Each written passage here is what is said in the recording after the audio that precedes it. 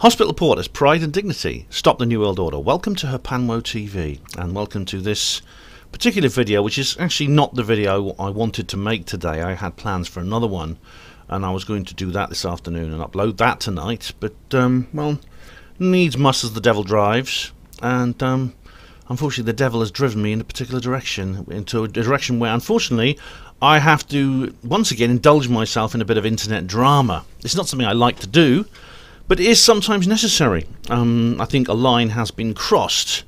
A line, I think when information, false information, and defamatory information is being circulated about you, then you have to say something. And that is one of those occasions. The person doing the circulating didn't actually create this information, but they do believe it and are now disseminating it. And that is a big problem, a massive, massive problem. And the person I'm referring to is Caroline Stevens. Now, you may...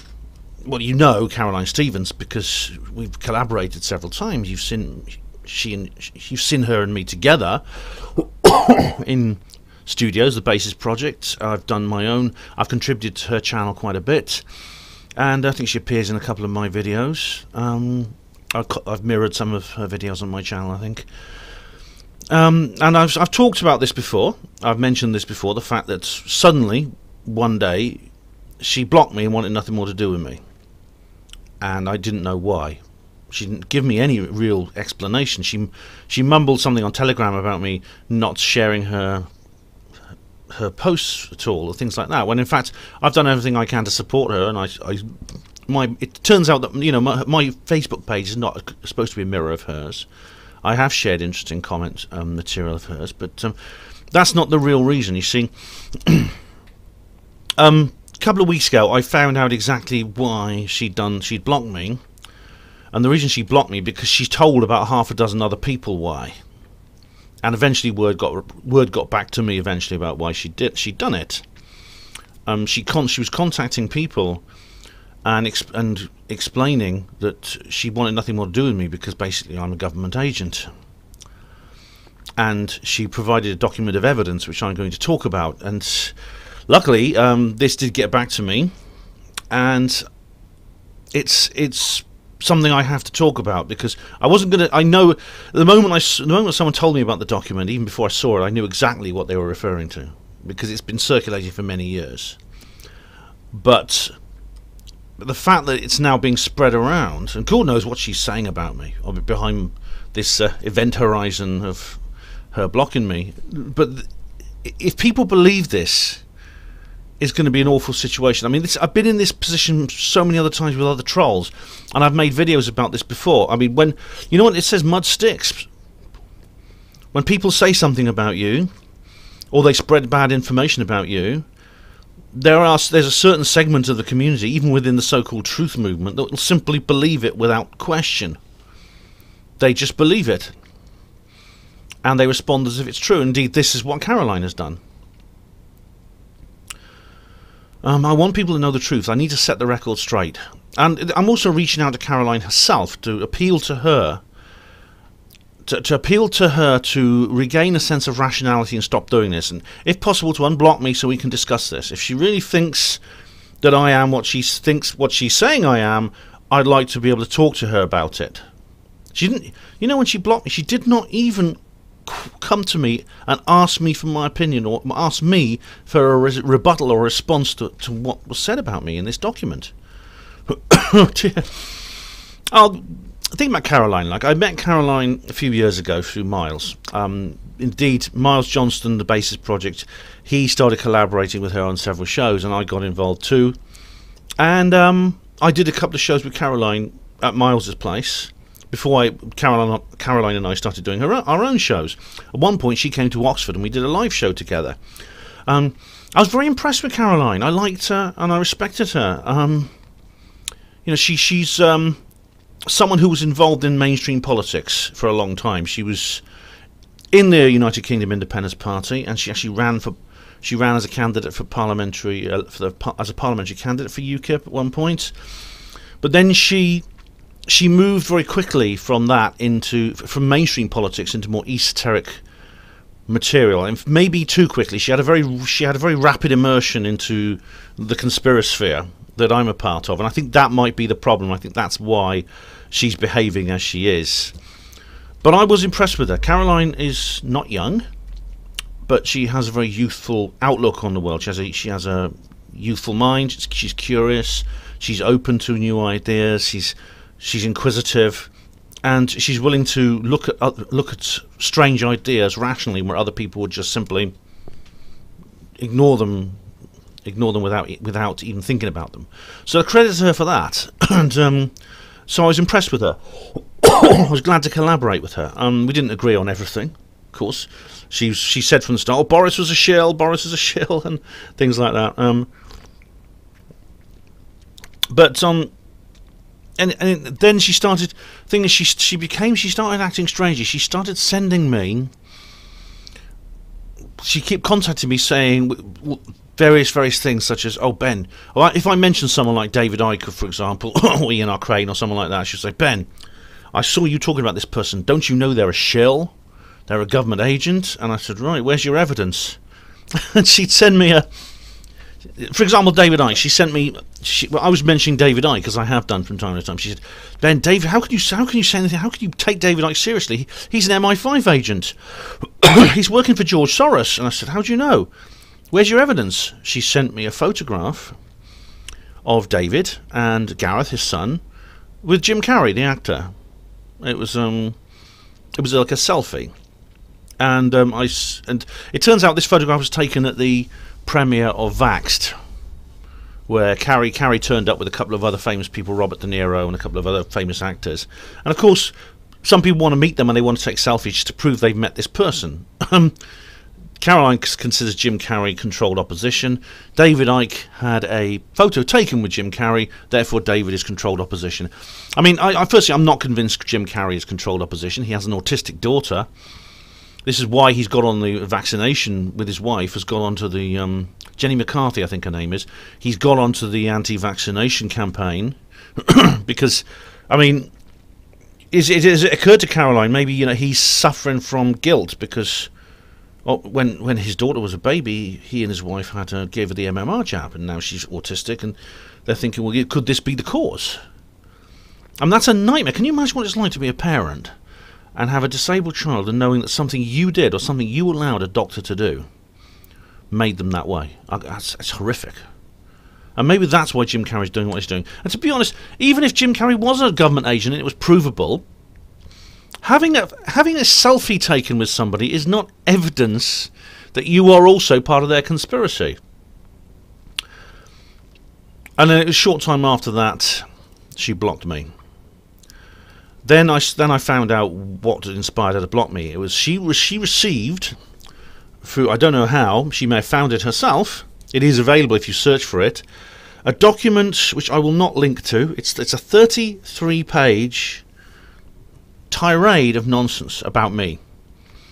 It's on the website called SharonKilby.com. Whoever Sharon Kilby, I don't think Sharon Kilby is her real name, but this is a person who has a website where she or he, I think it's a she, it may be a he, it could be they've disguised themselves by giving themselves a feminine name, but this person, it, they, non-binary pronoun, whatever you like, has basically got a website where they're what I call a shillhead. They just go through every single person within the truth community who has any prominence whatsoever and come out with all kinds of ridiculous reasons why they think this person is controlled opposition, an MI5 agent.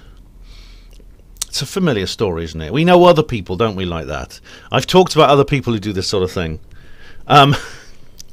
There are literally certain people within the truth movement who literally do nothing else except pontificate over the characters of other people within it. They are literally the self-appointed truth policemen. And they have no shame about that. They say it's absolutely fine to claim other people are shills, agents, disinfo, whatever you like, without any, we'll see what evidence is against me, shan't we? I want to read this out, and I want to go through it. I'm not going to read every single bit of it, but I'm going to read all. There are certain areas where this person digresses. I'll call her she, because that's Sharon is a name. He, she, or it, or they, it may be more than one person, digresses into certain areas. I'll skip over those, but apart from that, I'm going to try and unpick this, which is actually difficult because this actually came to my attention several years ago. This document, I wrote an article saying this is just too difficult to go through. I can't dissect this and sort out every single lie. And when you listen to it, you'll realise. I'm going to read it through and do my best. But this is like Vicky. It's like listening to Vicky Pollard from Little Britain. You know, yeah, but no, but yeah, but no, but blah, blah, blah, blah, and she you know, Vicky Pollard, that brilliant character. She rambles off a whole list of absurd things about nonsense, just nonsense about almost anything as some kind of axiom. But I'm going to do my best because this needs to be put to bed because Caroline is now circulating this. And so, just in case you come across this too, I'm going to just talk about this particular article. And it refers to a lot of the things in here. This article was written many years ago, and it refers to things that happened even longer ago, and you may not even know about them, especially if you're quite new to the truth movement. But let's go for it anyway. SharonKilby.co.uk. This is Ben Emlyn-Jones. That's the title. First of all, I'd like to make a swift point about Keelan Balderson, who I credit in this PDF. I've got no idea who that is. I think you'll know when I'm talking and when Sharon's talking. I can't do a voice for Sharon. I'll just sort of look down at the monitor when I'm reading, and I'll look up at you at the camera when I'm not. That'll tell you who I'm addressing. I had suspicions that Keelan might be a shill. Sharon, whoever you are, you've got suspicions that everyone is a shill.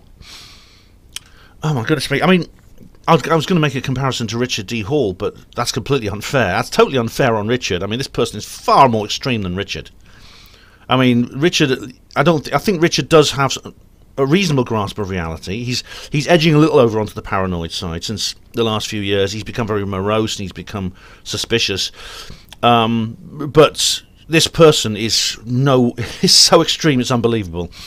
So I'm not going to. I wouldn't even dare. It would be so unfair to compare her to Richard D. Hall. When I questioned him, that's this Keelan Balderson, whoever the hell that is, as to why he gave Tony Farrell credence. Take a look here. And what's this? It's a link. Oh, sorry, I didn't have this in the. All right, this is. All right, this is the 7/7 bombings. What did they know? Wide shut UK. All right, this is an old video from 2011, which is an interview with Tony Farrell. Yeah, I've seen that. Tony Farrell is a former police intelligence analyst who was asked to produce a terrorist threat assessment report. I think it was in 2010. That was about the threat, for example, of organised Islamic extremism. His response was to state that he believed the biggest threat to the country was from false flag government terrorism, and he gave his reasons why. Now, he was immediately suspended from his job, and was eventually sacked. And Ian R. Crane did a lot of talk, did some interviews with him. Richard D. Hall did. I've met him a couple of times. I respect the guy deeply. But we're going to hear a lot about Tony Farrell in this article as well, because this person goes off on so many digressions. It is literally like listening to Vicky Pollard.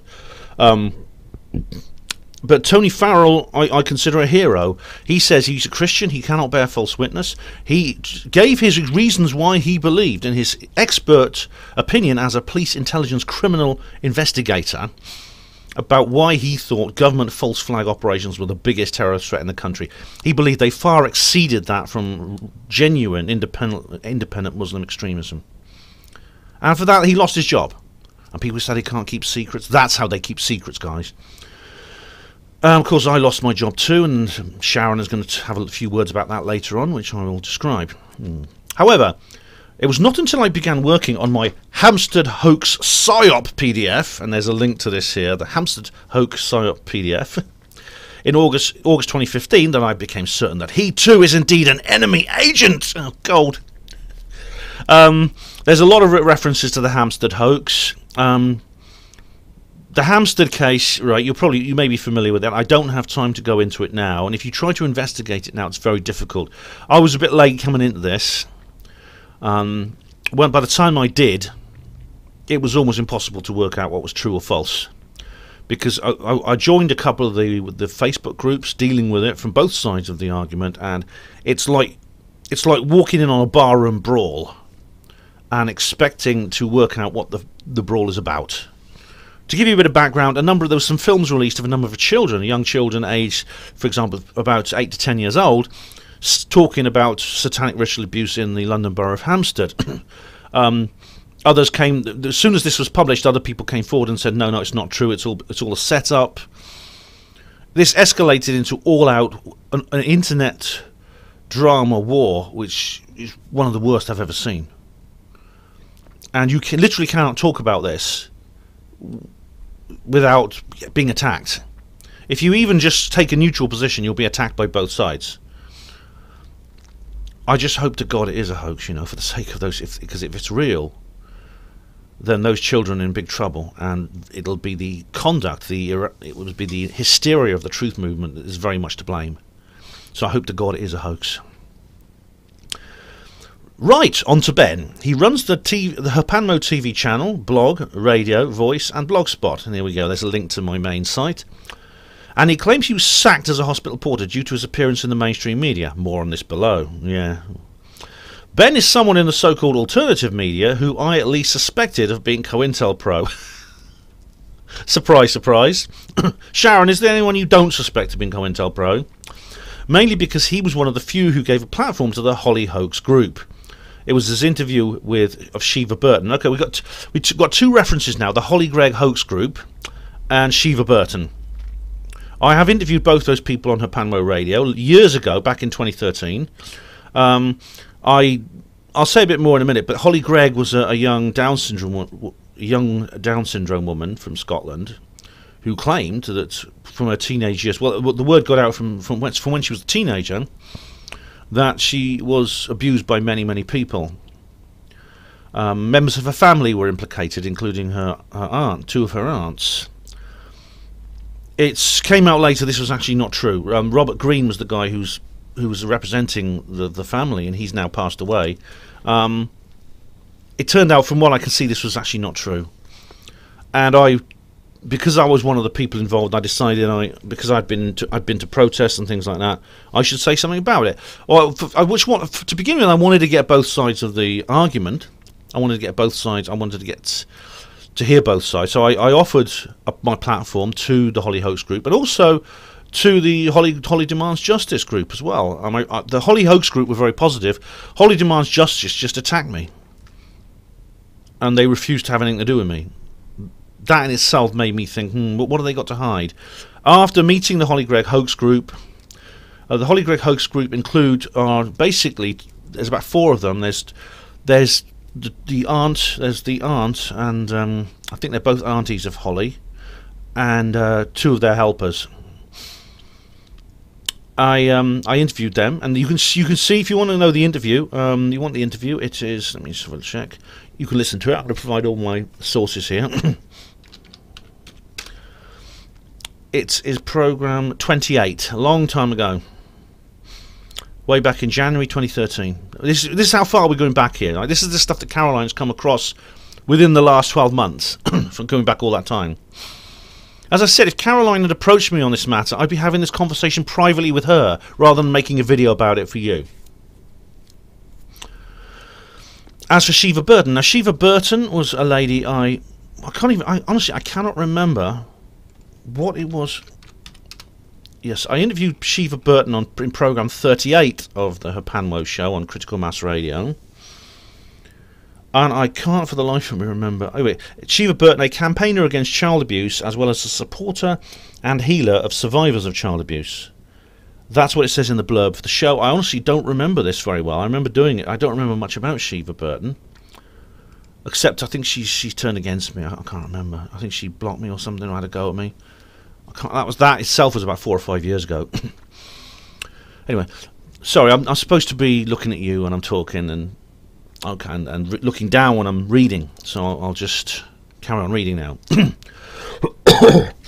Ben is someone in the so-called alternative media who I at least suspect of being COINTELPRO. Okay, all right. Oh, sorry, I've done that bit anyway. Shiva Burton. Okay, that got me suspicious. When I interviewed Shiva Burton, that got Sharon suspicious. For more on that, see my PDF, and there's a link to her. There's a link to her article on Shiva Burton. Okay. And this is all in blue. When she quotes herself, she's in blue. When she comments on what other people are saying, she writes in red. Ben Emlyn-Jones's credibility is in question based on this interview alone. My interview with Shiva.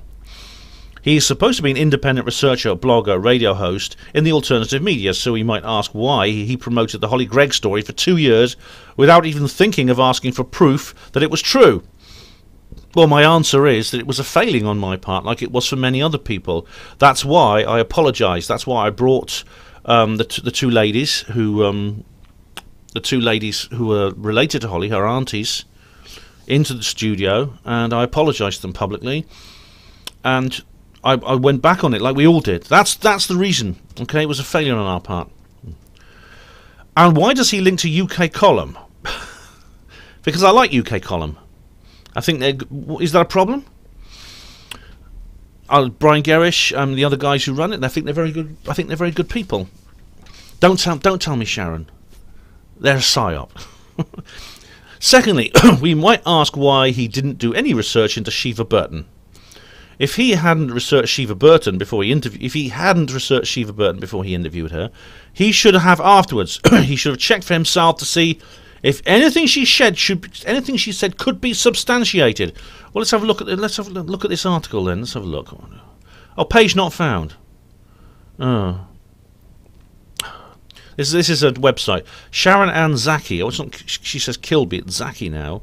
Taking a stand against Freemasonry in the New World Order. Oops, this page cannot be found. Okay, so she's deleted the Shiva Burton one.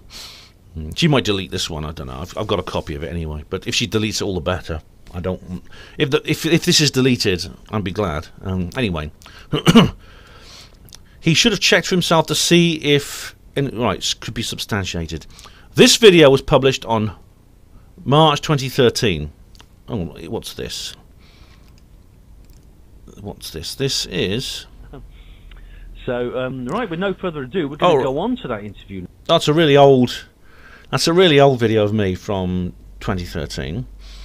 Shiva met Ben in February. The meeting discussed the history of the movement to end child abuse and how it became controlled, and the false flags that led activists and truthers on a merry dance.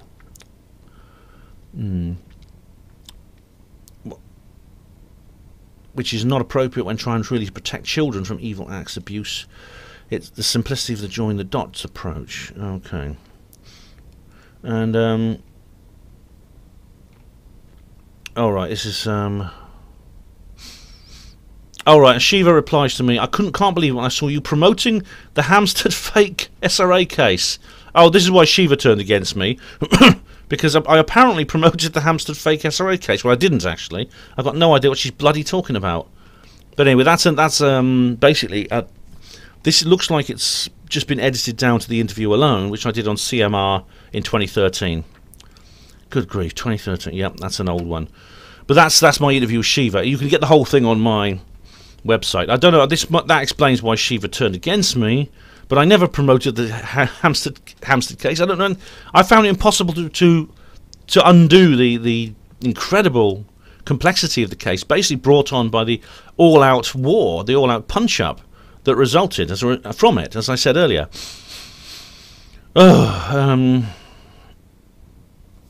This video was published March 2013. At the time of writing, it's October 2014, 19 months later. He has had plenty of time to research Shiva Burton. He should now be exposing her as COINTELPRO. I've got no idea whether she's COINTELPRO or not. Why should I be exposing her? Did you have any evidence she is? You've deleted your article about it. He doesn't. So what are we to conclude? We cannot trust anything Shiva Burton or Ben Emlyn-Jones say. Neither of them are on the side of truth. When you start to dig in other things both of these two are saying and doing, it becomes very obvious they are both evil subversives. Look, the reason I haven't exposed Shiva Burton as COINTELPRO, I've had no reason to. I've not seen any evidence that she's COINTELPRO. I don't immediately jump on the shill train like you do, Sharon, whatever your name is. All right, anyway, let's carry on. Also from my Shiva Burton PDF, Ben says, whether they engineered the HG case or controlled it, or whether it just happened spontaneously, there's no doubt it did them an enormous favour. Right, did I say that? Yeah, I might have done. Yeah, I think that might have been on my article about the meeting in London. Anyway, I respond. This is Sharon responding. That's disingenuous. It is obvious that something like that could not happen by accident. Why isn't Ben keen to explore further and find out who is behind it and why? Why did he promote it? I've already explained why. I did it. It was a mistake. Isn't he supposed to be an alternative media researcher? Why didn't he ask if there was evidence to support that story? Why wait until the hoax group got together at their meeting on the 24th of February 2013? That's the event in London, yeah. They got suspicious long before then. Why didn't any of the so-called alternative media people question that story? It shouldn't have needed a group of ordinary folk to get together and determine the facts from the fiction, and then for them to have to struggle to find a radio station to expose the truth. It seems to me that if it wasn't for the hoax group's integrity and fortitude, we probably would never have known the truth. People like Ben were in no hurry to find out and reveal it. That fact alone weakens his credibility. Actually, as soon as I came across the original video with the two aunties, what are their names? I can't remember. I remember thinking, bloody hell, what is this? I did look into it the moment I came across this. This is more than other people were doing. Other people were just doubling down and just saying, oh no, the aunties are just COINTELPRO. The two ladies working with them, they're just COINTELPRO. It's all a sham. Holly Gregg's telling the truth, etc., etc. Oh, yeah. But obviously it was a mistake on our part. This should actually encourage people to realise that the truth movement is interested in the truth. We have the ability to clean house when necessary, and we did. And I'm very sorry. I mean, I was sorry to hear Robert Greene died. I really was. As far as I'm not going to start saying. As soon as I realised that what was being said about what supposedly was done, what people were doing to Holly, I suddenly realised it was questionable. I stopped saying it. I'm very careful about these things. Why do you think I don't talk about Pizzagate? I don't talk about it because I'm not certain about it. And Ben says, people have just stopped talking about it now, such as Icke and Hall. That's David Icke, Richard D. Hall. Yeah, they did cover it as well, those two. And I respond, so it's okay then. The fact that there is still no resolution is fine by him. Well, there is a resolution now. There is. He should be hopping mad that the likes of Icke and Hall do not care that the collective credibility of the truth movement is now in tatters. I don't think it was in tatters. And what's more, both those guys, to be fair, they didn't post like a mea culpa the way I did. They just sort of like, I mean, David Icke does this a lot actually. He stopped talking about it. He sort of like, he kind of let it go aside.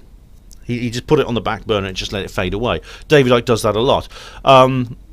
Richard D. Hall, I can't remember what he did. I mean, he was involved with it at first, I think, but if I remember, did he interview Robert Greene? I can't remember. So long ago. But the fact of the matter is, both David and Richard, neither of them carried on talking about it and carried on promoting it when they knew that there was something wrong. The credibility of the truth movement would have been in tatters if people like him, like David and Richard, and myself, kept on promoting this and ignored the evidence saying it was wrong. And this is in bold. This is in bold now. He should be asking why they are not demanding to know who is really behind that story and why it was broadcast so widely and forcibly in cyberspace. Well, I have asked that question actually, and I don't know. I mean, I've seen no reason to think that there's no evidence that Robert Greene has any connections to the security services. There's no evidence to suggest that Anne Gregg is in any way working for anything or doing anything other than for her own personal reasons. I don't know. Maybe she had a falling out with her sister-in-laws. I don't know. I don't know why. All I know is that it was wrong. We corrected ourselves and we stopped promoting this. Sharon comes on. He should be demanding to know what the fuck Belinda McKenzie, Sabine McNeil, Gerish, and all the rest of the clan are playing at. Well, Sabine McNeil, I don't know. I've heard of her. I know she's involved with Hampstead in some way. Belinda McKenzie, I like Belinda McKenzie. I've got back in touch with her. We did fall out over the Holly Gregg thing, but I've got back in touch with her, and I don't know. Belinda McKenzie has been enormously helpful she's allowed people to stay at her place in London when they're visiting, like Steve Bassett. She did a talk there with Kevin Annett. She's done talks. She had the 9/11 Truth Group round there. Andrew Johnson and a lot of the other people involved. The Thermite Brigade were there too. This is before there was a split between the Dr. Judy Wood and the Thermite Brigade. But she did talks there as well.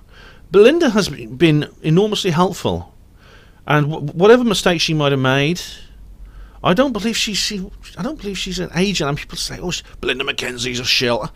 Where's your evidence? As for Brian Gerrish, Brian Gerrish is the bloke who blew the lid on Common Purpose, for goodness sake.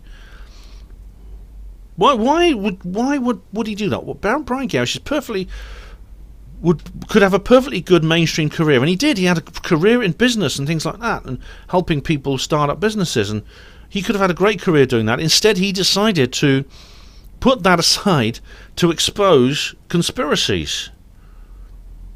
What do you mean, clan? You know, what's she talking about? Okay, this is probably going to be quite a long video, I'm afraid, because there's a lot here. Why is Ben not exposing them in the strongest possible tones? Because I've got no reason to think there's anything to expose. That's why. Why is he not furious that taxpayers' money continues to be wasted on this charade? Taxpayers? Do you mean the court cases for Holly? Well, they're not being wasted anymore.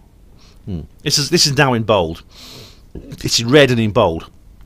If he or Shiva were genuine, they would be starting some fundraising so that Sylvia and Wynne, that's it, Sylvia and Wynne were the two aunties, and all the other victims of this outrageous fabrication could sue Anne Gregg, Belinda Mackenzie, Sabine McNeill, Robert Greene, Brian Gerrish. They would also ask on camera the likes of Ike and Richard D. Hall, who have enough money to be able to donate generously to help what would be the most important legal action in Trutherland. Firstly, I don't know if Ike, I don't know about David Icke and Richard D. Hall. I think they earn a living. I don't think they have lots of money. I think they earn a living. There are two other guys who could have done very well. Richard was a chartered electrical engineer, and David Icke, of course, was a sports journalist who had very good careers before they decided to do what they did out of a sense of conscience. Wynne and Sylvia. I met Wynne and Sylvia. Now, all I know, as for raising money for them to sue out Anne, I don't know if did they ever. This is it's an important question. I mean, Sylvia and Wynne, as far as I know, have not sued Anne, including all the other people. The other people that were accused, as far as I know, there's been no lawsuit. But I mean, I'll be surprised if there wasn't. I know that there was some kind of court case, but no one's ever asked us. There's never been any kind of fund launched. And I don't remember exactly what happened at the time. Maybe we should have had some kind of legal fund. I don't know. Maybe that would have been the right thing to do. But I don't remember Sylvia and Wynne suggesting it. All I remember doing is interviewing them and the other lady was helping her on my show to talk about what was said about them. That's all I remember from that period. Now let's take a look at Ben's comment under Keelan Balderson's interview of the Holly Gregg hoax group on the 14th of October 2012. That's whyshut.co.uk Holly Gregg hoax. Okay, now I'm going to say now, this is whyshut.co.uk, that the comment this person is referring to is not me. Again, this just shows how little research Sharon Kilby, or whatever her name is, does. This is a 1 hour 50 minutes interview with Keith Balderson, Keelan Balderson, I don't know, but this I remember whyshut.co.uk, and there's this interview. You can get the interview if you want to see it. It's on archive.org. There's a link here. It's embedded, and he talks about it. There's a comment. There's 2 long comments posted on here by someone called Ben, and this is not me. I'll have a look. This was 8 years ago, but I certainly don't remember. I don't remember any of this. I really don't. So I'm going to skip this bit over. I know for a fact that this is not me, and because Sharon Kilby at one point states that I have a Down syndrome daughter. I don't. I have a daughter. She's not Down syndrome. So I think I'll skip that bit over because okay, we'll move on to this next bit because that's not me.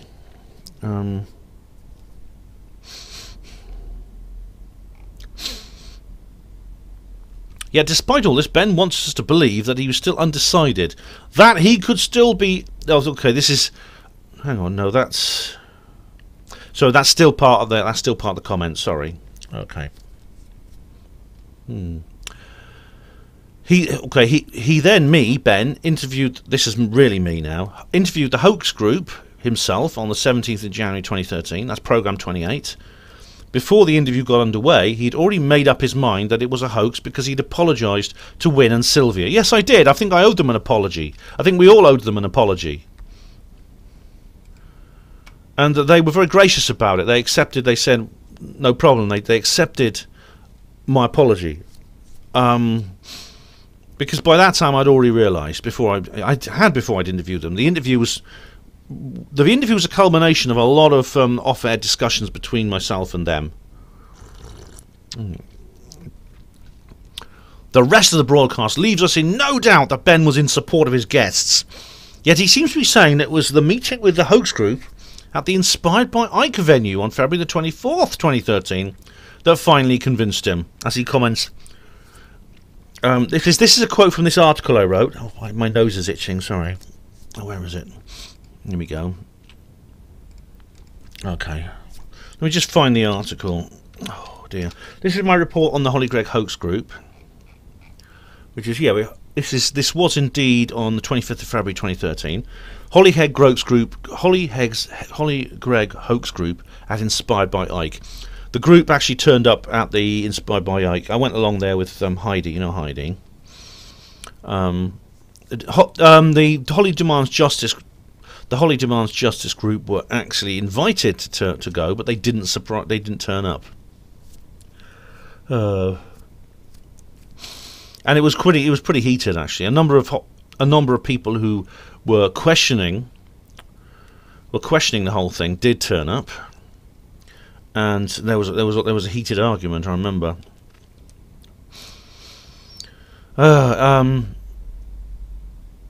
Rachel and Sarah, that's right. The Rachel and Sarah were the two ladies who supported them, and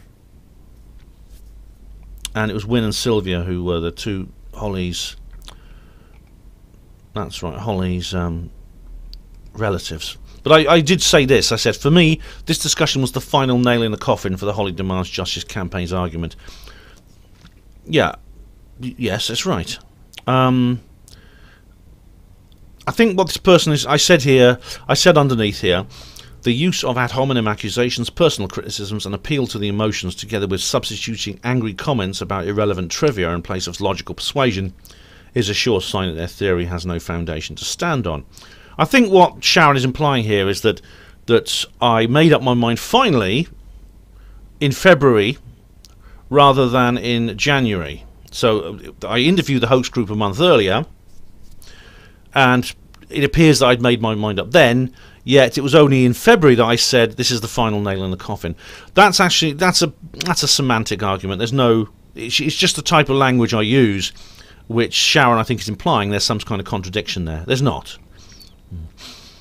At 1:08 of the Ben hoax group broadcast, Ben exposes himself as a liar as he tells the group that Robert Greene was at several conferences, such as the Alternative View conferences and the British Constitutional Group, and that he had met him several times. That's true, yes. Ben coughs awkwardly here as he realises he slipped up and said too much. In his comment to Keelan 2 months prior, he said, Robert Greene and I have never met. Okay, well the Ben's commenting on the Keelan article is not me. It's a different Ben. So then that's a completely moot point, isn't it? Yes, I met Robert a couple of times. He was definitely at the BCG group. We went to the BCG group I think I was in Stafford. Yeah, there was a big do there. I met Holly. I met Anne and Robert Greene. Alternative View, I can't remember. I think Robert Greene actually spoke at AV. I think. It's so long ago. I think it might have been because I did a massive written report on AV. So yeah.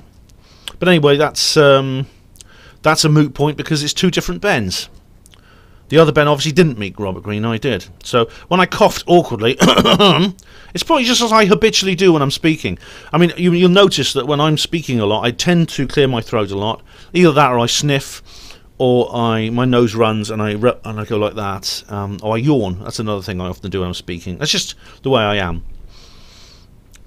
Ben exposes himself as a liar when he tells Shiva Burton in March 2013, quote, whether they engineered the HD case or controlled it, or whether it just happened spontaneously, there's no doubt it did them an enormous favour. That's not a lie. He knew very well it didn't happen spontaneously. Well, it might have done. I mean, as I said, where's the evidence that Anne or Robert or any of these people were somehow put up to it? I don't see that evidence. I suspect, if you ask me to speculate, I'd say that maybe Anne had some kind of fallout with Sylvia and Wynne, and this is how they sorted it. I don't know. The truth is, I just don't know. He knew very well it didn't happen spontaneously. He had established in his own interview with the Hoax Group in January 2013 that Anne had been introduced to Stuart Usher in 2008. Who the hell's Stuart Usher? He had then got Robert Greene involved. Robert called himself a lay legal advisor and chief investigator, and he campaigned on their behalf. And then Belinda Mackenzie came on board, at which point the HDJ campaign really took off. And another person key to all this is Carl Sims, the boyfriend or rather handler of Anne Gregg. I've got no idea who these people are. I don't know who Stuart Usher is. I don't know who Carl Sims is. At least Ben acknowledges in his remark that it did an enormous favour, that the HDJ are a lot of... I'm not even going to say this word, but it begins with P and it refers to what Jeffrey Epstein was doing. But this is... I mean, when I first came across this article, I called the police when I first read this article back a couple of years ago, for these reasons, because this word is applied to me as well. The HDJ are a lot of P protectors. When he's not revealing, of course, is that since he's on their side, he is a protector of P's too. That's when I called the police, because that's slander. That is absolute slander. Keelan Boulderson is right when he says that the Holly Gregg story is a wake-up call. It was a hugely successful psyop. Really, well, it wasn't hugely successful. If it was a psyop, it wasn't very successful because people saw through it after a few months. I'm not sure it was a psyop. Like I said, Anne and Robert may have been motivated by a personal grudge. We don't know what their motivation was. Robert has now passed away. We don't know. If it hadn't been for the determination of the Hoax Group to find out and expose the truth, I, for one, would still be in half-truth awareness and believing the likes of Sabine McNeill, Brian Gerrish, Ian R. Crane, Richard D. Hall, and all the rest of the dirty TM traitors. What's TM? TM traitors. They were the real deal. Oh my goodness me! That's when you come across people and they've got a shill list longer than their shopping list, you know they're not being realistic. It's ironic actually that none of those people. I don't know about Sabine McNeill. I don't know. All the other people on that list of names are perfectly honest, decent people. And there's no evidence otherwise. It's ironic, because she goes on. Nigel Cooper, Carl Grant, Maurice Kirk, Chris Spivey. Oh, you see, there are real government agents involved in the truth movement. There are real shells, but they are laughing their heads off right now because they're as safe as houses, because they're operating under the radar of this paranoid, hysterical nonsense. The signal is lost in the noise. If everyone is being accused of being a shill, then the real shills are safe as ever, aren't they? And people like Sharon Kilby are doing an enormous disservice to genuine counter-espionage operations in the truth movement by making these spurious, nonsensical allegations without any evidence, as she's doing against me and all these other people. Nigel Cooper, I know Chris. People on the second floor: Nigel Cooper, Carl Grant, Maurice Kirk, Chris Spivey. I don't know them so well. Chris Spivey I've met, but she calls them treacherous ilk, were genuine victims of corruption. See, treacherous ilk. So the Holly Gregg story might have done them a favour, but Holly herself did us genuine strivers of truth and justice a bigger favour. She, with the help of her hoax team, forced me at least to wake up and smell the coffee. I'm the one being realistic. Everyone else, everyone's duped except me. Oh, we've heard that before, haven't we? Whether you're a half-truther, when you're a half-truther, you're a liar. When you're half awake, you're actually still asleep. Oh, very, very droll. That's real words of wisdom there. That's a wonderful little slogan there, Sharon, honestly. As I said, if Ben was honest and independent, he would be spitting feathers that the HDJ gang are continuing the HG pretense. He would also be questioning why they only publicise fabricated stories, and why they are not interested in genuine CSA victim stories. But Ben is dishonest and deceitful. He doesn't question them. He is one of them. His job is to protect his fellow pea-protecting shills. Notice Ben doesn't publicise any genuine CSA victim stories either. In fact, as far as I'm aware, and I've been all over his blogs and videos, he doesn't give any genuine victims, not just the CSA victims, any publicity. If anyone can point out where he has, please do so. I'll be happy to make the correction. Right, brilliant. Now, where do we start? Look at all the stuff I've done about Epstein. Look at the stuff I've done with Kevin Annett. There you are. There's. Do you want me to carry on? Oh. Okay, now she now goes back to Keelan Bolderson and his website, which means nothing, because because that's not actually relevant to me at all. So I'll skip that over. Skip that too. Skip that too, because this. The only reason I'm skipping this bit is because she's quoting somebody who put a comment on an article on wideshut.co.uk called Ben that she thinks is me. It's not me. Alright. Okay, so we carry on to this bit now. Incidentally, as regards the Holly hoax meeting on the 24th of February 2013, that's at the Inspired by Ike group in London. See, this probably won't mean a lot to most of you because this has happened so long ago, but the only reason I'm dealing with this now is because this is what's being circulated right now by Caroline, and she believes it's true. Ben says, I can't say too much about the proceedings of the event because the organiser, Kathy, asked us not to record or film and to keep any notes confidential. And then so Sharon says, this sounds like censorship. Kathy should have welcomed filming and the publicising of notes. Surely there should be full transparency, especially considering the fact that the hoax group had a devil of a job getting the truth out about HG affair. It sounds like Kathy was trying to keep a lid on any new damning info emerging. I think not. I think there may well be legal reasons why they couldn't have any filming. Someone I know actually did secretly record it and send me the recording, which I haven't publicised because I respect Kathy's wishes. Someone did secretly record it. There's probably a secret. It's probably circulating on YouTube now after all these years. But I think it was Wynne and Sylvia and Rachel and Sarah actually requested no filming, which it sounds fair enough. I know that from previous Inspired by Ike meetings there was a lot of fuss about people filming. Some of the people there didn't like it. Anyway, Ben Emlyn-Jones has already revealed himself to be a liar, and when you take into account the other things he says and does, including his version of his sacking, which we will come to, you soon realise he's not our friend and the pursuit of freedom, but rather he's just another friend of the Freemasons. Okay, let's see what he says in Wales Online. The fact that he gets attention from the mainstream media is a red flag alert. I comment in red. Okay, so this is like, I'll read the comments out in Sharon's comments. Attention from the mainstream media. Right, yeah. I have had attention from the mainstream media, but maybe you noticed, I have said so several times, since this incident, I've not actually been interviewed in any mainstream media publication by my own request. I've turned down requests to be interviewed. I've not been on several of the documentaries you may see some of my friends on. These awful documentaries about UFOs and conspiracies that have been produced by the BBC, by Channel 4. There's about 3 of them now, 3 or 4. You may have seen some of my friends on those, but not me. I specifically requested not to be on them, and when I saw them I was very, very relieved. As you'll know, because I have reviewed these particular publications, they were terrible. They were absolutely terrible. So if I'm really a friend of the Freemasons and COINTELPRO, why is that, Sharon?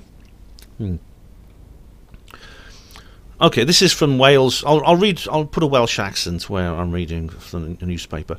Ben refuses to give his age since he founded the ageless movement, believing one's age is oppressive.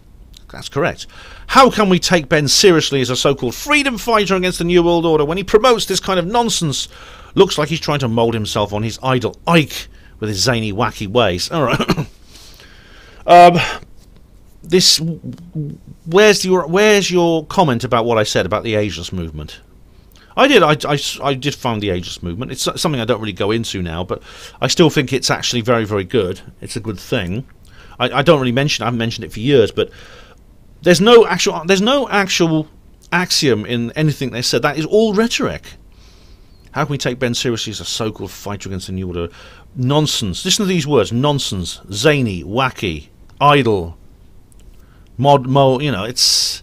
I could just say, how can we take this mathematician seriously as someone who says 2 + 2 = 4 when they promote this kind of nonsense? Looks like they're trying to mould themselves on their idols with their zany, wacky ways.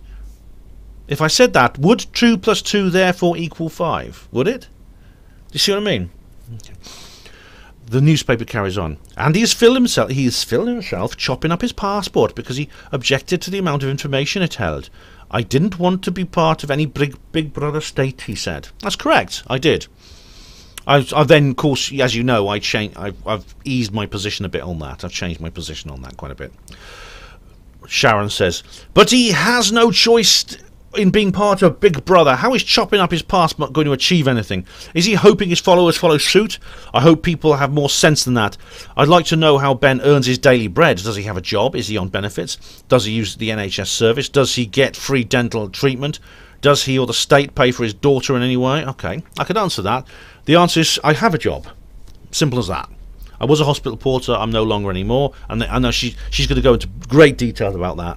But I lost one job and got another. Simple as that. Here we go. UFOs are a hot topic.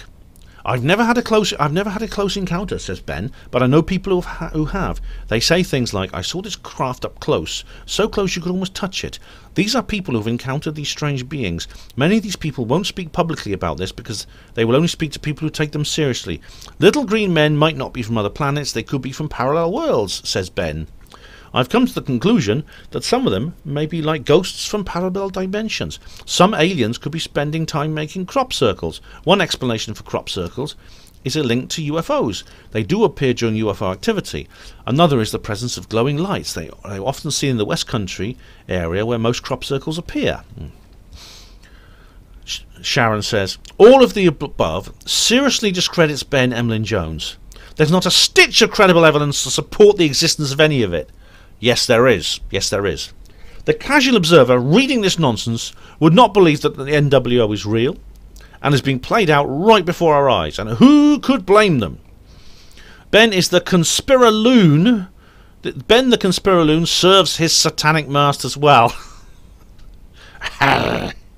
It's easy to see how he gets into the newspapers and on TV when he's spouting all this rubbish.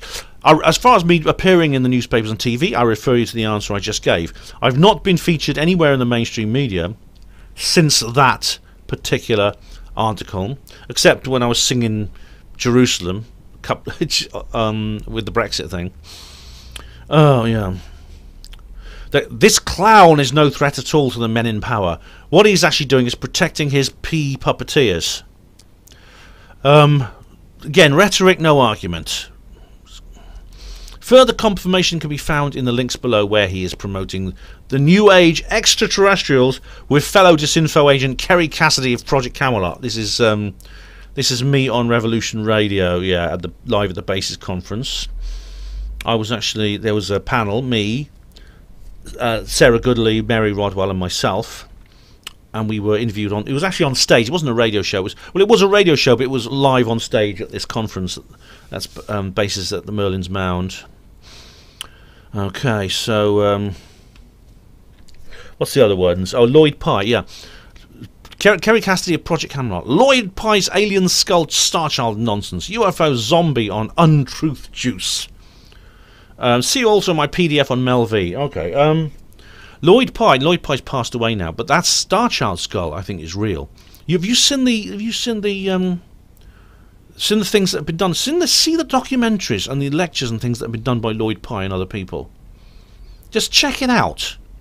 The DNA tests and everything like that, the examination of the bone structure and things like that. Andrew Johnson's been covering it lately. Unfortunately, the skull has fallen into the wrong hands. It's now that the current guardian, since Lloyd Pye died, is now stopping all research. The skull's going to be buried, I think, under the Native American Grave Repatriation and Protection Act, which means just like the mummy, the 2015 mummy. Do you remember the photos, the slides? It's, I'm afraid, out of our reach. It's protected by law, so you can't get to it. But anyway, Andrew Johnson said a lot about that lately. As for UFOs, yeah, UFOs are real. Zombies, you've seen my zombie lectures. I did a couple of zombie talks. Yes, the zombie thing is, I'm not saying zombies are literally real, but there's something weird about how zombies keep coming up. Mel V, I've not heard from Mel V for ages. I don't know much about her, except I saw her talking, and she was talking about, she was doing what Sharon was doing, talking about other people in the truth movement. And to be honest, she sounds very mean. She sounds bitter and mean, and she was being very critical of other people, which is always a bit of a red flag. And it's Sharon, yeah. Ben also gets publicity in other newspapers, The Sun and the Irish Independent. Yeah, that was literally about 2 weeks before I appeared in the Wales on Sunday. I was in The Sun and the Irish Independent, yeah. That's because I went to the Weird 11 conference in Swindon, and they were there. There were some people there who were interviewing. They asked me to interview me, and I was. And I was actually interviewed by someone for the Sun newspaper, and I actually got into the Sun. That's, I think, what started all the trouble with the hospital. She said, also the Oxford Mail. Well, the Oxford Mail was back in 2006. That's long ago. I was interviewed for the Oxford Mail in 2006 because I refused to get my daughter fingerprinted. The school wanted to take my daughter's fingerprints. She was only 10 years old at the time. They wanted to take her bloody fingerprints. They weren't even going to ask me and my permission. I went there, and I was furious. I walked in there and said, you never ever try to take my daughter's fingerprints from her ever. And for this reason, it was picked up by the papers, and I was interviewed. This was long ago. This was in 2006. He also gets copious coverage on TV from his fellow shilly chum Richard D. Hall. Oh, right. So Sharon Kilby's now accusing Richard D. Hall of being a shill. That's ironic, and that's pretty ironic, isn't it? Folk who are a real threat do not get on the TV or in the shit rags ever. Well, as I've just said, I've not had anything to do with the mainstream media since that experience. I learned that lesson. I learned that lesson a lot quicker than a lot of other people did, I'll tell you. Richard D. Hall also refuses to have anything to do with the mainstream media, very wisely. And Richard D. Hall is not a shill. He's not. Here he is on TV burning his census form. Right, there's a link here to the Rich Planet show where I'm actually burning my census form. This little stunt is encouraging people to break the law. Well, the law at that time, it was actually civil, not criminal. It was a civil, not criminal offence. Yes, I thought I try to encourage people not to register for their census. For reasons I explained at the time, I thought it was very, very long. As it happened, I say here, Ben insists no one will get prosecuted because too many people are taking a stand and refusing to fill in their census, and they can't jail everyone. Well, that's true, isn't it? That was 9 years. That was what? Is it 10 years ago? And well, I'm still walking free. That's true. But the government are not going to prosecute their own, i.e., the controlled opposition agents. They're after the genuine opposition, the real victims and exposers of corruption who are a nuisance for them, i.e., people like me. Oh, really, Sharon? So, the only reason I wasn't actually arrested for that, although it's difficult to arrest people when it's a civil offence, not a criminal offence. There were over 10 million defaulters. Nothing's been done.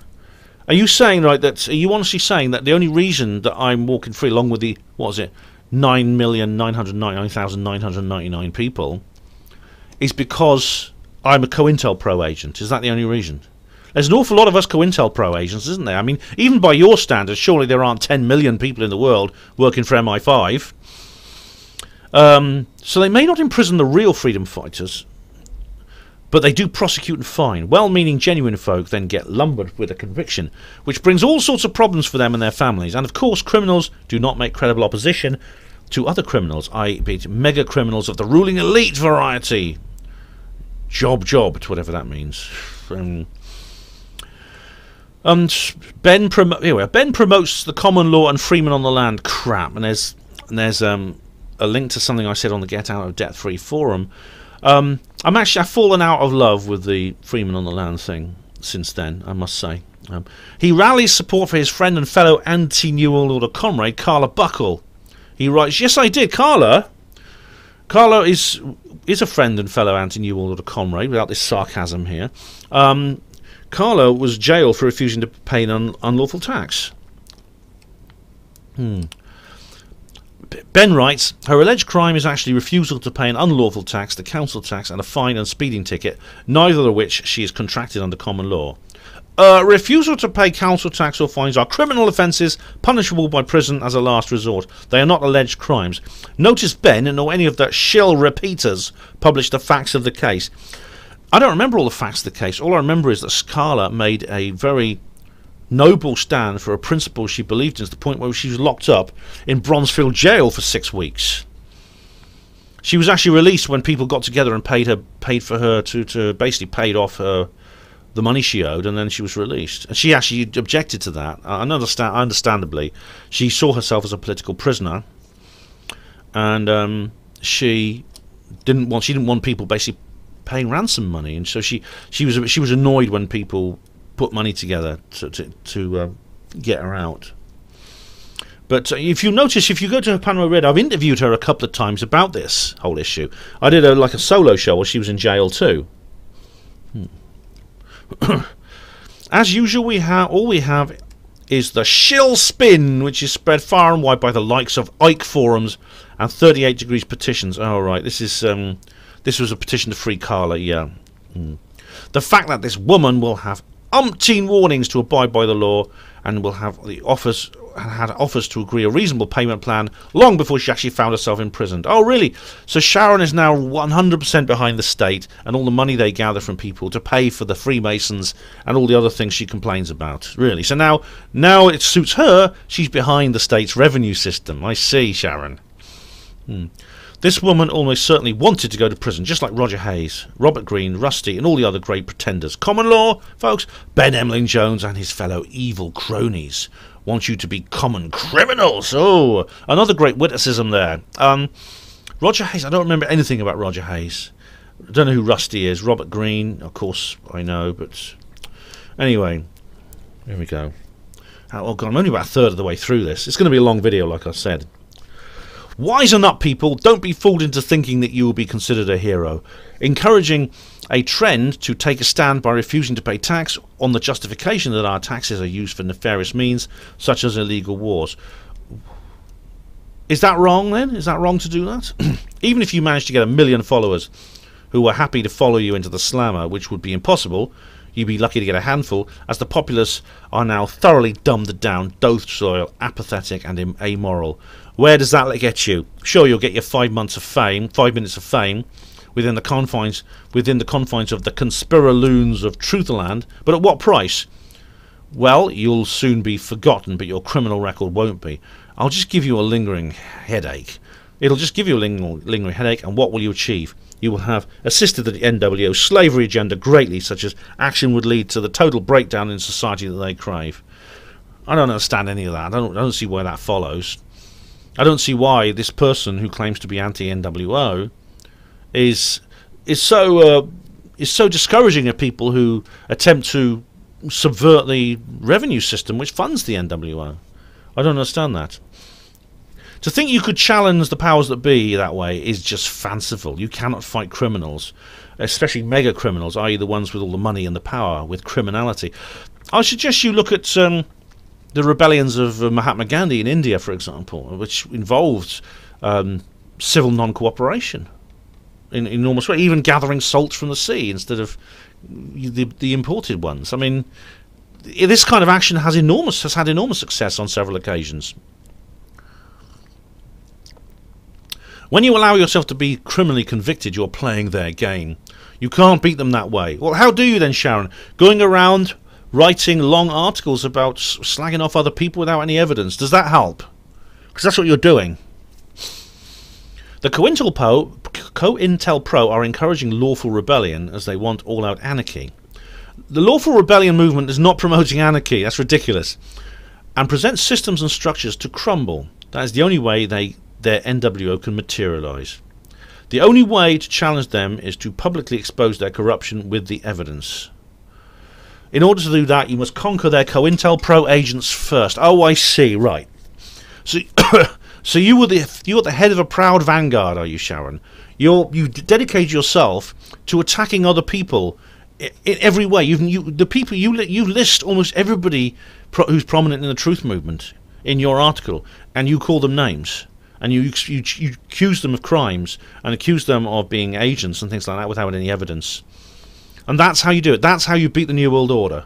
So you pay your taxes, you obey, and do all these other things, and you don't join all that. You don't join the lawful rebellion movement. You keep away from that because that's just a part of it. That's just a part of it too. The opposition, which deprives them of funding, is just a part of what creates funding, is it? No. That's so. According to Sharon, all that's useless. What you have to do is you have to get onto a website and write long articles. And you haven't even seen the worst of what she says. The kind of slander, the kind of abuse. That's the answer, is it? I think you're just trying to justify your own existence here in the truth movement. What else does Ben Emlyn-Jones advocate? Mind control. Yeah, I do. This is another area in which the controlled opposition agents have discredited the alternative media to such an extent now that people are completely put off trying to discern where the truth lies. Ben's friend Cathy Morgan claims to be an MK Ultra victim, a victim of mind control. She's one of the many subversives who are flooding the internet with sensationalist and unsubstantiated stories.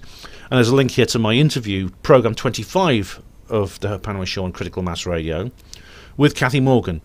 And there's also a link here to here she is sitting in a crop field giving her insight into MK Ultra and mind control. This is a video by Miles Johnston where he does interview Cathy sitting in a crop circle. Cathy's story I think is genuine. I think she goes into a lot of detail, and what she says really rings a bell with me as I've talked about my own experiences with Isabel Menzies live. I think from what when she started talking about that and talking about the kind of people she knew and what she was involved with, it really struck a bell with me. It really did. I think she's telling the truth. So again, there's no argument here. There's no actual rational rebuttal of anything Cathy says here. Just like there's no rational rebuttal of anything I say. It's just I make comments about UFOs and zombies, and this person Sharon replies with abuse, just calling me names. Cathy Morgan says she suffers with complex PTSD and also dissociated identity disorder and was sexually abused as a child.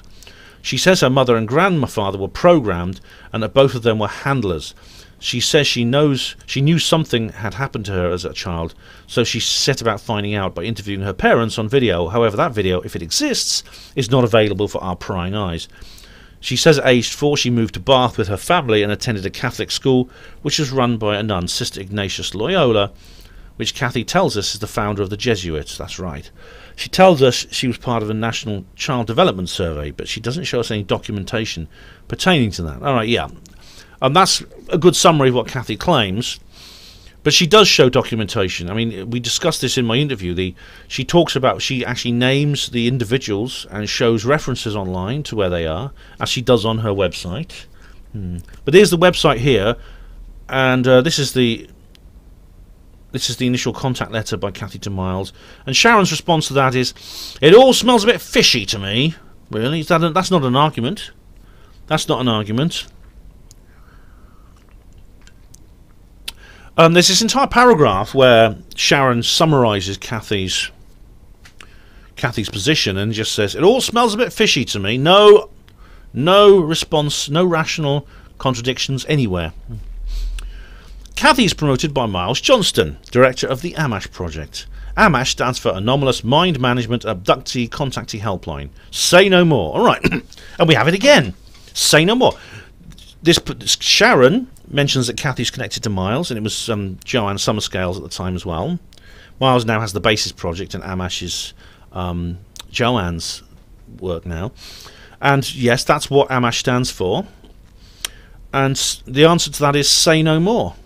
That's her response. Say no more. I'm really waiting for you, Sharon, to say something about why anything I and the other people you've mentioned have talked about is wrong. Give us a rational case explaining why what we've said is wrong. You've managed to persuade some. Maybe some people will be persuaded by this. Caroline was persuaded by this, sadly. Although I hope when she watches this video she'll think again. I'll say more at the end about that. Here we go. Without looking any further into Miles Johnston and AMASH, the fact he endorses Judy Wood and Andrew Johnson is telling enough. Is it? Again. We have the interview here. I think this is the interview with Oh, this is the interview with Dr. Judy Wood. Yeah, on the Basis project. I think Andrew was there too. What's happened now? Hang on. I've lost my place. Ooh. Right. Let's have a look. You see, this is crazy. What Sharon is saying, again, is that she names someone who Miles Johnston endorses. In fact, I don't think Andrew and Judy, Dr. Judy Wood, have anything to do with Miles now. I think they've got a very dim view of Miles. I know that Richard D. Hall has, and he and Andrew Johnson are like Tweedledum and Tweedledee. So I think they've now split with Miles, but. Firstly, I think Dr. Judy Wood and Andrew Johnson are absolutely right about most of what they say. Certainly the 9/11 stuff is very persuasive. I think it's very conclusive. I think irrefutable or incontrovertible. I can't remember which one it was. Because there were two films made with those two titles. I can't remember which one was Dr. Judy's. But I think it is irrefutable and incontrovertible what she says. So there's actually there seems to be no actual axiom here. There's no case being made by this person. It's just, say no more. All smells a bit fishy to me. Caroline, why do you believe this? Why? I'll come in. I'll talk more personally at the end. Let's carry on. I want to get this over with, quite frankly. Take a look at the AMASH analysis and comments that follow. Also, the aftermath of AMASH. What's this? I think these videos have been removed. Oh, no. For my purpose. Oh, this is... Miles, yeah. This is an interview with Oya. Oh, Oya 1100. I like her. She's Kathy. She does interviews with people, and she's interviewed me a couple of times. And there's an interview with Miles. Yeah. Okay. And this one here. What's this? So I did look up a couple. This is. Oh, this is Nina Valentine. Yeah. Nina Valentine is an interesting lady. She was interviewed by Miles, yeah. But again, there's no actual... I think this person is referring maybe to comments under the video. That's not an argument, anyway. See the AMASH conference, Cathy Morgan presentation on mind control in the UK. What's this here? Okay, let's have a look. Right, yeah. Oh, this was... this is the 2013-2014. Yeah, I was at these conferences. I remember it well. Great conferences.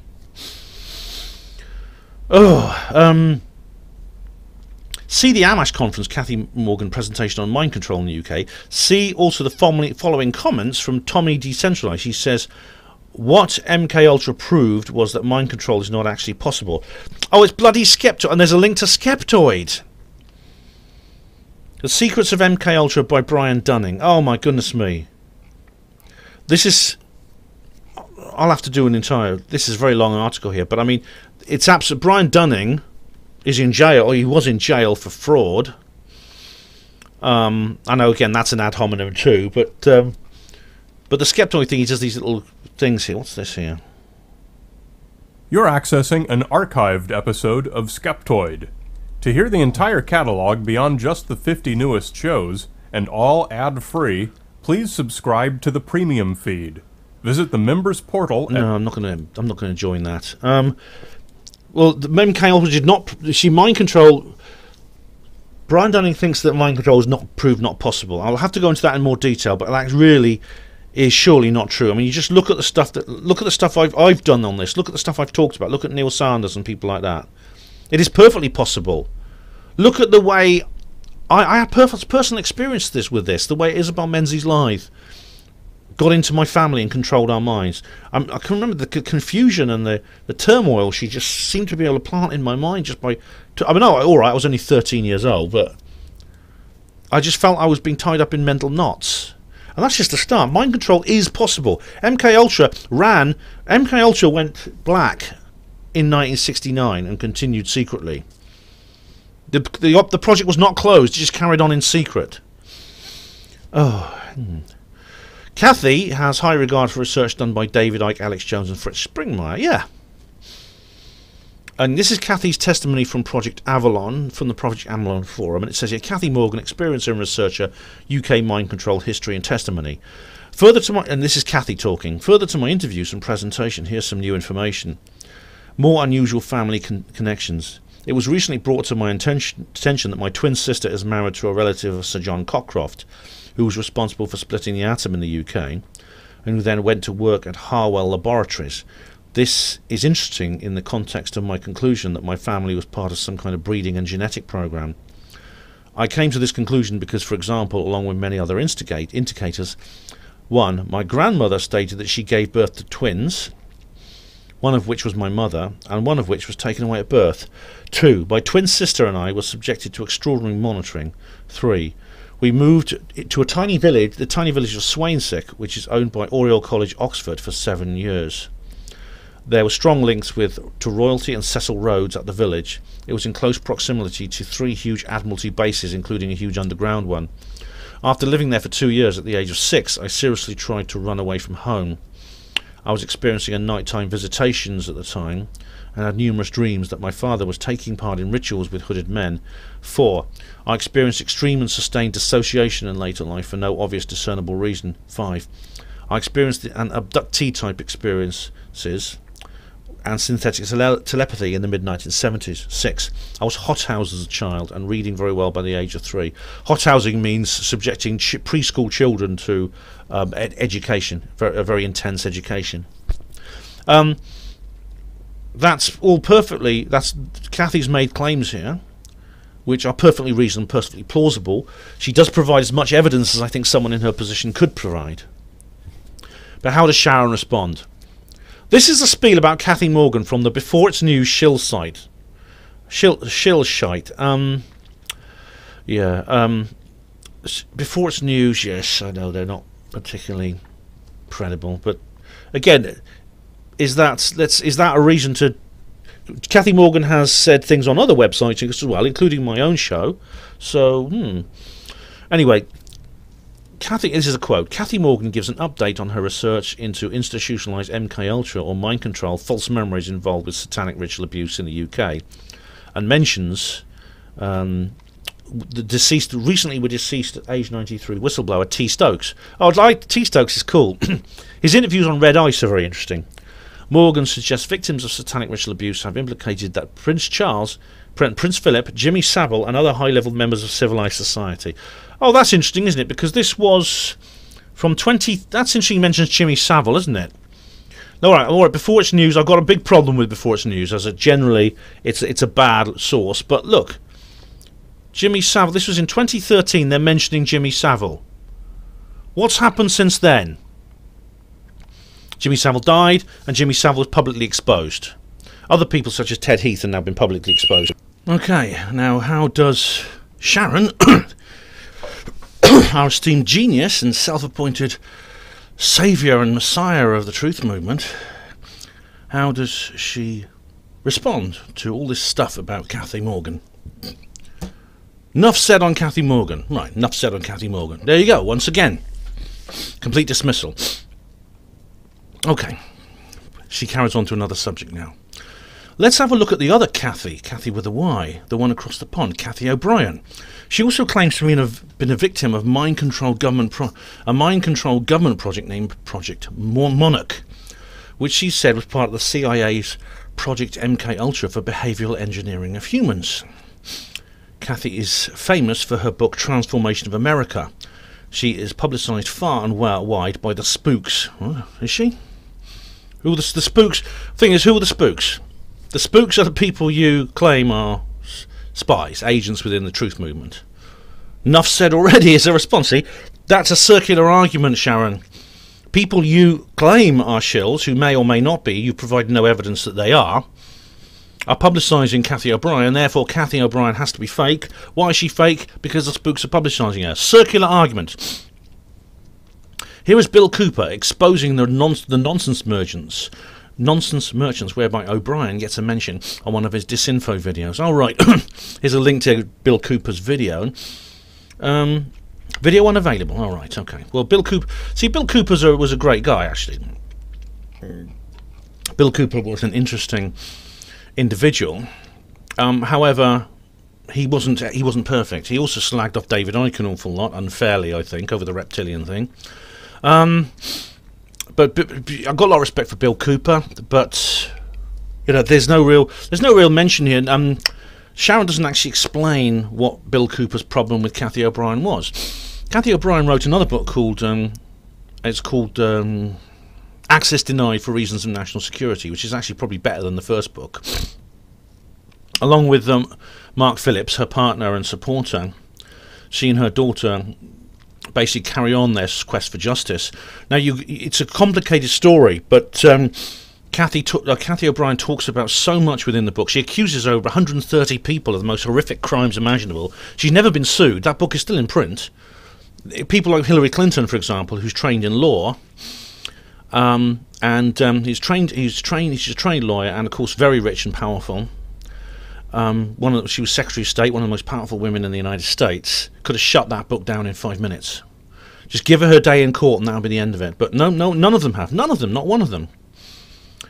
Which is very, very strange. There's all kinds of other reasons, like the photographs that are provided, the fact that Cathy has a very, very strange vision of reptilians, things like that. Oh, it's a complicated business, but you know, I think for reasons that it's too detailed to explain here, we should take Cathy O'Brien seriously. And in fact, I'm not sure I actually need to provide reasons or explanations in this particular video, because Sharon Kilby doesn't provide any reasons or explanations why we should consider her one of the spooks. Here we go. There is mind control experimentation, otherwise known as behavior modification treatment. See the following links for Bill Cooper speaking about the CIA's testing of LSD on unwitting citizens, for example under the MKUltra program, and also the alien abduction phenomenon. Yeah, the MKUltra did this. This is not conspiracy theory, it's history. They did that. They used LSD as part of this research they were doing. It came after the Korean War, when people were coming home from the Korean War, basically seemed to be in some kind of trance, spouting all kinds of anti-American slogans. They'd literally been turned into Chinese communists.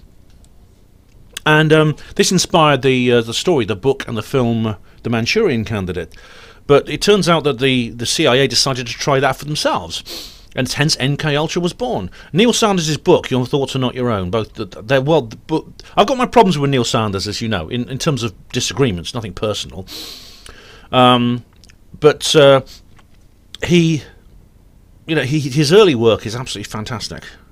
The 2 volumes of Your Thoughts Are Not Your Own. And this is a link to truthfordummies.tumblr.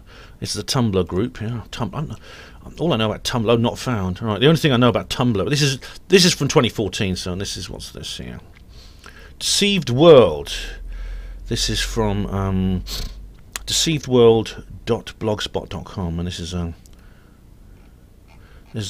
an article here. Again, there's no real explanation here about why. About what's this got to do with Cathy O'Brien? There's nothing here that really contradicts what Cathy O'Brien said. It sort of supports it, really. Swedish scholar Matthias Gardel stated that O'Brien's assertions are almost entirely unsupported by any evidence outside her testimony or the similarly unverified testimony of others. Well, like I said, if Sharon doesn't provide any reasons, neither am I. But it's a long, complicated business, but I've read both books, I've looked into it, and I think otherwise. Michael Barkan states that a scholarly and journalistic treatment of MK Ultra makes no mention of Project Monarch. Oh, of course. Well, Project Monarch was the black side of things, but it's interesting. Sharon Kilby, who goes on and on about shills and agents, and seems to be shills and agents under a bed, actually cites Michael Barkan of all people. Michael Barkan. Let's have a look. Where's Barkan? I did a review of one of his books. Here we go. Where's Michael Barkan's book?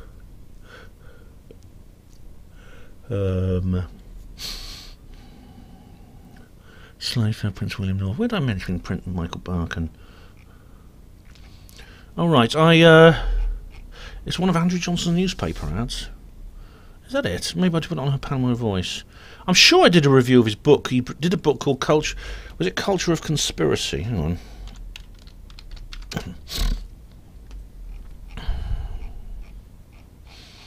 No.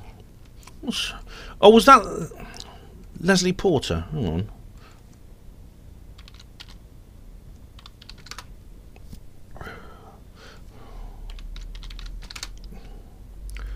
Was it Leslie Porter? Sorry, I've got some guys. I'll probably edit this bit out. Yeah, I can't find the book, but Michael Barkan wrote a book called Culture of Conspiracy. No, sorry, that was Leslie Porter.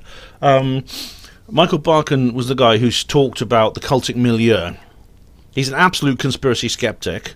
It's not saying that necessarily makes him wrong, but I just find it very interesting. Just like with Skeptoid, Brian Dunning, I find it interesting that Sharon Kilby, who seems to be very extreme on my side, is now citing skeptics.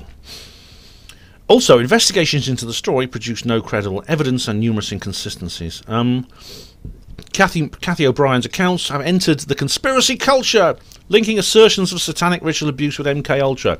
Mark Dice was sceptical of her assertions, but commented, "There are very real victims of such programs." Ben Emlyn-Jones endorses Neil Sanders, another so-called mind control expert who gets publicity on Richard D. Hall's Rich Planet TV program and mixes with other shills. Oh, God. I've interviewed Neil a couple of times. Neil more recently, I think, has gone into areas which I think are incorrect. You see what he said about QAnon, for example, and Trump. I think, and he's also, I wouldn't say he's anti-Brexit, but he's very sort of like neutral about Brexit. But, you know, generally I don't have a problem with him. I think his early work is excellent. For more details on mind control disinfo, see my PDFs on Mel V and Shiva Burton. Again, Shiva Burton one has gone. I don't know about Mel V. I haven't checked that one out. I'm not that interested, to be honest.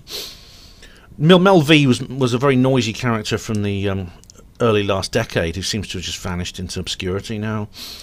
I remember not liking her very much, finding her very abrasive and very, as I said, overly critical of other people. That's always a bit of a red flag, actually, when they're focusing on people all the time, personalities rather than issues.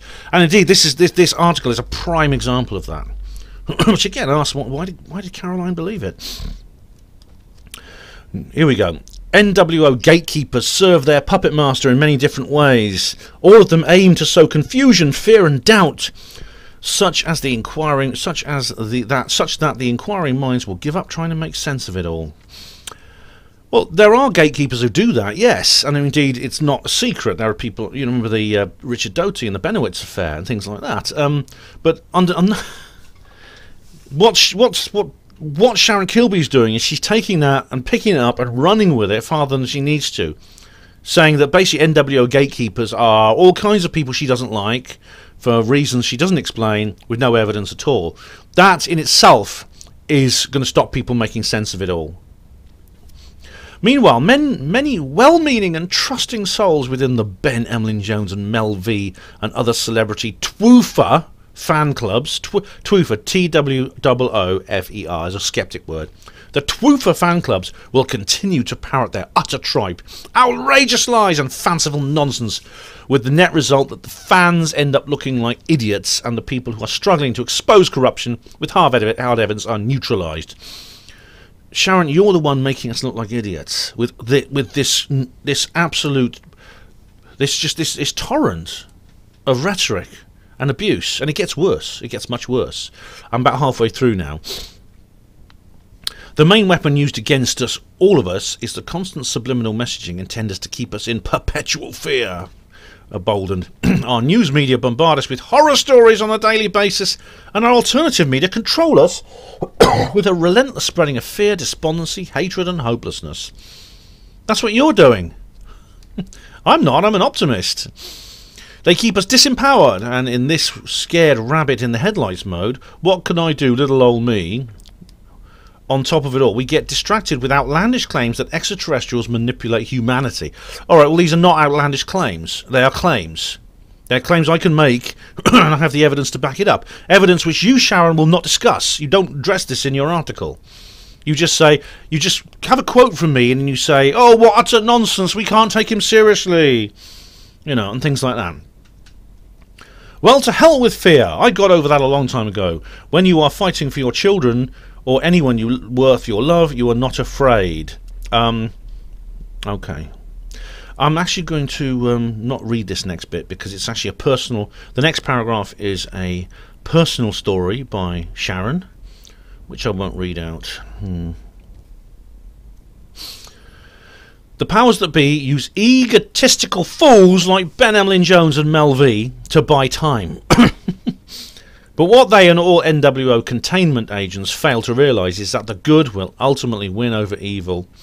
They think that the current pyramid power structure, complete with its myriad of secret societies, will continue to thrive. They believe, as loyal servants of the state, that they will be protected forever and will live comfortably. Oh, that's me. They are foolishly listening to the words of the devil, who is the master of lies. Eventually, when their work is done, the psychopaths at the top of the human pyramid will turn on them too. Not just yet. Okay, guys. Give me another few years. Right. Now let's take a look at who Ben's friends and promoters are.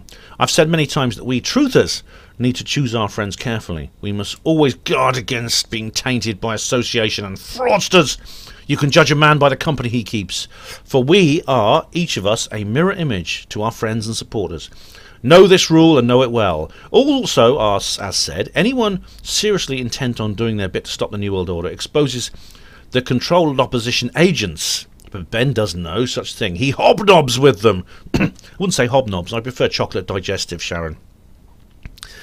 But see, again, we have this, Sharon is once again saying that the best way you can serve the anti-New World Order movement is simply to sit around talking about everyone else and exposing them as opposition agents when you've got nothing to expose them with. Look at his passionate defence of his friend Kevin Annett here. Yeah. I defend Kevin Annett. Is that a problem?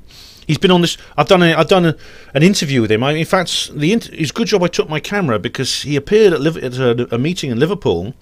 There was no official photography, no one filming it, and I happened to film it and put it on Panwo TV. And it's the only report of any.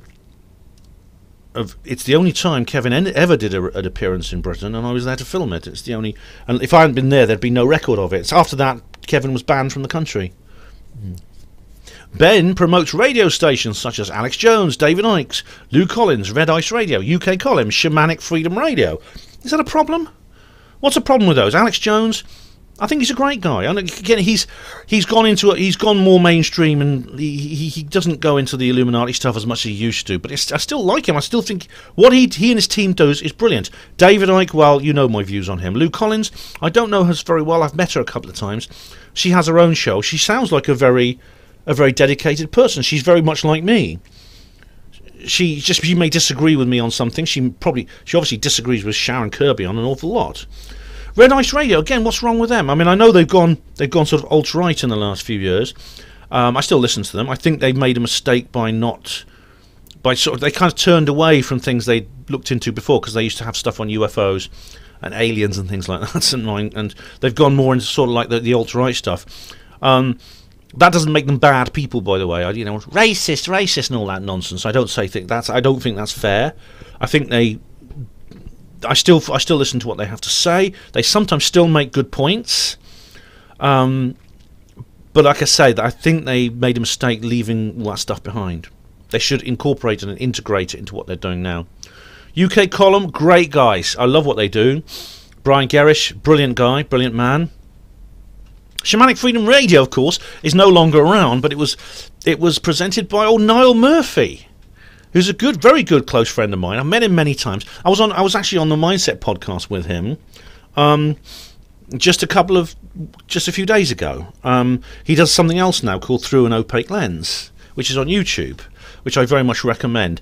Now you may think, oh well, Ben, you may think I'm one of these people who just sits on the fence and likes everyone, and I'm not. I have my enemies, I have my opponents, and I'm not scared to call people out if I think that if I'm critical of them, and I have done many times. So if I say I like someone, I respect them, I mean, I've got reason for saying that. Just like if I don't like someone, I don't respect them, and I have a problem with them, I also say something like that. I think I try to be fair and with people. I don't hesitate to criticize people if I think they need criticizing. But at the same time, I'm not going to attack people for no reason. I think what Sharon is saying in this little sentence here is that because I promote, I don't know if promote is the right word. I have links to them on my channel because I am not against, and I actually do listen and recommend these people and these stations and these websites. Somehow that's deficient of me because she doesn't like these people. Well, if she thinks that, tough shit, because I don't agree. Ben endorses the likes of Dr. Judy Wood. Yes. Jim Mars. Yes. Nick Pope. Nick Pope? No, I do not endorse Nick Pope. Nick Pope, well, here we go. You think I'm not willing to call people out? Nick Pope is someone I do think we should be suspicious of. I think his position and his actions, especially in the last few years, indicate that he has a hidden agenda. The contradictory statements he's made, the fact that he has allied himself with basically internet trolls. Why? Things like that. You think that sort of thing would be beneath him. I don't have anything to do with him now. He's made some horrible comments about me and people I respect. I've blocked him. I'll not interact with him. I think he's dangerous. I think we should keep away from him. I think he is the kind of... He's the Richard Doty of Britain during the Benowitz affair. And he just hasn't confessed. So, in that case, I do not endorse Nick Pope. Ian R. Crane, yeah. Great guy. He is very ill at the moment, though. I don't want to say too much because it's upsetting, but I'm praying for him to recover because I love that guy. He's brilliant. Richard D. Hall, yes. I've got, I criticise Richard a lot, but I think generally he's a good guy. He's one of the best. TPUC. Oh, well, TPUC, I don't really have much to do with these days. Since John Harris died, it's kind of gone downhill a little bit. And like I said, I'm not such an aficionado of the Freeman on the Land stuff as I used to be. Jim Core, yeah, good guy, Irish guy, singer, a musician, had a successful career as a musician. Now fighting the New World Order. Tony Farrell, I've already mentioned. Yes, Andy Thomas. Andy Thomas is a good guy, actually. I think he's actually far more sort of gentle and appreciative than I am, and I like the guy a lot. He talks a lot about crop circles and things like that, and the 2012 phenomenon. I've interviewed him a couple of times. Deke Jackson. Deke Jackson is a comedian now who's really funny, and he does. Again, I think he goes off. He's off on a couple of factual points, but he's very funny. I really like him. Ben's Facebook friends are Richard D. Hall, Andrew Johnson, Ian R. Crane, Chris Spivey, Vinnie Eastwood. Yeah, with all those other people I've mentioned, Vinnie Eastwood is like a guy in New Zealand who's very much like me. He does pretty much what I do, and I like Vinnie. Yeah, I've not had much contact with him over the last few years, but he has this show which he does. I haven't listened to it for ages. Kevin Annett, yeah. Lou Collins. I don't know so well, but I think she's okay. Thomas Sheridan. I interviewed him a few weeks ago. He's a good guy. Matt Taylor. I don't know Matt Taylor very well, but I've talked to him. He seems all right. I don't know much about him. Danielle Laverite. Danielle Laverite is, and indeed underneath this, Sharon says, look at his defence of the indefensible Danielle Laverite here. And there's the links to the things I did about Danielle. I did defend Danielle from basically the things. Danielle was treated by several people in the way Sharon is treating me. She was accused without any evidence of being an informer, being a disinfo agent and things like that. And I defended her, and I got attacked for it. I got people turned against me. People accused me of white knighting, which I wasn't doing, and lots of other things. But I'm glad I defended her, because I don't know her very well, but I just saw this happening, and I thought, no, I'm going to say something about this. How does Sharon respond to that? Because Daniela Verite did this video called "The System is Stealing Kids from Loving Parents," which is true, they are. And I won't. The link, her channel's gone now, but Sharon says, "I couldn't stomach listening to more than a few minutes of lying La Verite's BS." Oh, that's an interesting rebuttal, isn't it? But I'll just comment swiftly on something she said around 4 minutes. She agrees that school is a prison. My school was. And then goes on to talk about her own kids who attend school. So why doesn't the silly cow put her money where her mouth is and home educate them, since she boasts of having a very high IQ? I don't know, Sharon. You'll have to ask her. I mean, David Icke put his kids through school. I put mine through school. I mean, home education actually is a good idea, but it's not everyone can do it. It's not possible unless you're in a certain position financially and in terms of your relationships and things like that. Never in a month of Sundays will that ever happen, though she's far too busy trying to remember her never-ending stream of lies in her role as a New World Order sellout whore. Oh, grief. Take a pill, Sharon, for goodness sake. Ben promotes guerrilla democracy. Oh, right, guerrilla democracy. Oh, right, here we are. Guerrilla democracy news. I don't even remember this, but we have Richard D. Hall and Ben Emlyn-Jones discuss Kevin Annett, and it's a dead link. This is a very old article. This is from, when was this? Where's the date on this? Oh, blimey. 2014, May 2014. No wonder the links are all dead. And he gets publicity with all the other shills on the Good Vibrations podcast. Alright, so Mark Devlin is a shill, and everyone he has on his show is a shill, is it? Is that right? So there's some more to add to the list, Sharon, yeah. A swift mention now of chemtrails. Ben says, chemtrails are bad news for us. They are malevolent. Correct. Correct. Bill Cooper debunks chemtrails. All right, well, chemtrails debunked here too. And it's the Daily Paul. Oh, that's Ron Paul's website. And also here, conspiracies.skepticproject. Right, no, so they're basically, in order to disprove what I say about chemtrails, they just put a couple of links here to Bill Cooper. Now, I'm not going to go over why I think chemtrails are real again. I've done Oxford Secret Science is one of the videos I've done on that. I've done several other videos about chemtrails where I think they're real. So, and in fact, I'm planning another one very soon, which you'll find interesting. Okay, and now on to Ben's story of his sacking. This is in large print, bold, underlined. Now, I'm actually not going to read all this out. What Sharon has done in this part of her article is she's copied and pasted my entire article called "How I Became an Ex-Hospital Porter." She's put it in here, and she's simply inserted her own commentary in red print. So I'm not going to read out every single word. What I'm going to do is I'm just going to do my best to address the points that she makes. This article is one of my most well-known ones. And you probably, if you've been familiar with me, you probably read it. If you want to read it, it's hapanmo.blogspot.co.uk/2012/01/ How I Became an Ex-Hospital Porter, and you can read it for yourself. I'm just going to skim over where she actually reads lots and lots of the text verbatim, because that's just a waste of time as far as I'm concerned, when you can go and read it for yourself, and I'll address her points. But if you read the article, you'll see that I'm not misrepresenting her or trying to cherry pick any of her criticism. She refers to my talk at the David Icke discussion group, what eventually became known as Inspired by Icke. It was the first public talk I ever did, and the video is actually on my channel. And Sharon says, his narration sounds so rehearsed. That's because it was. It was my first talk. I had to work very, very hard to get it right, and I had notes with me. I was new to public speaking at the time. I actually state that, well, without going into, there's a lot of detail here. there was a situation where they basically, it was a weird situation when they suspended me. They didn't even tell me what I'd done wrong. It was very Kafkaesque for a few days.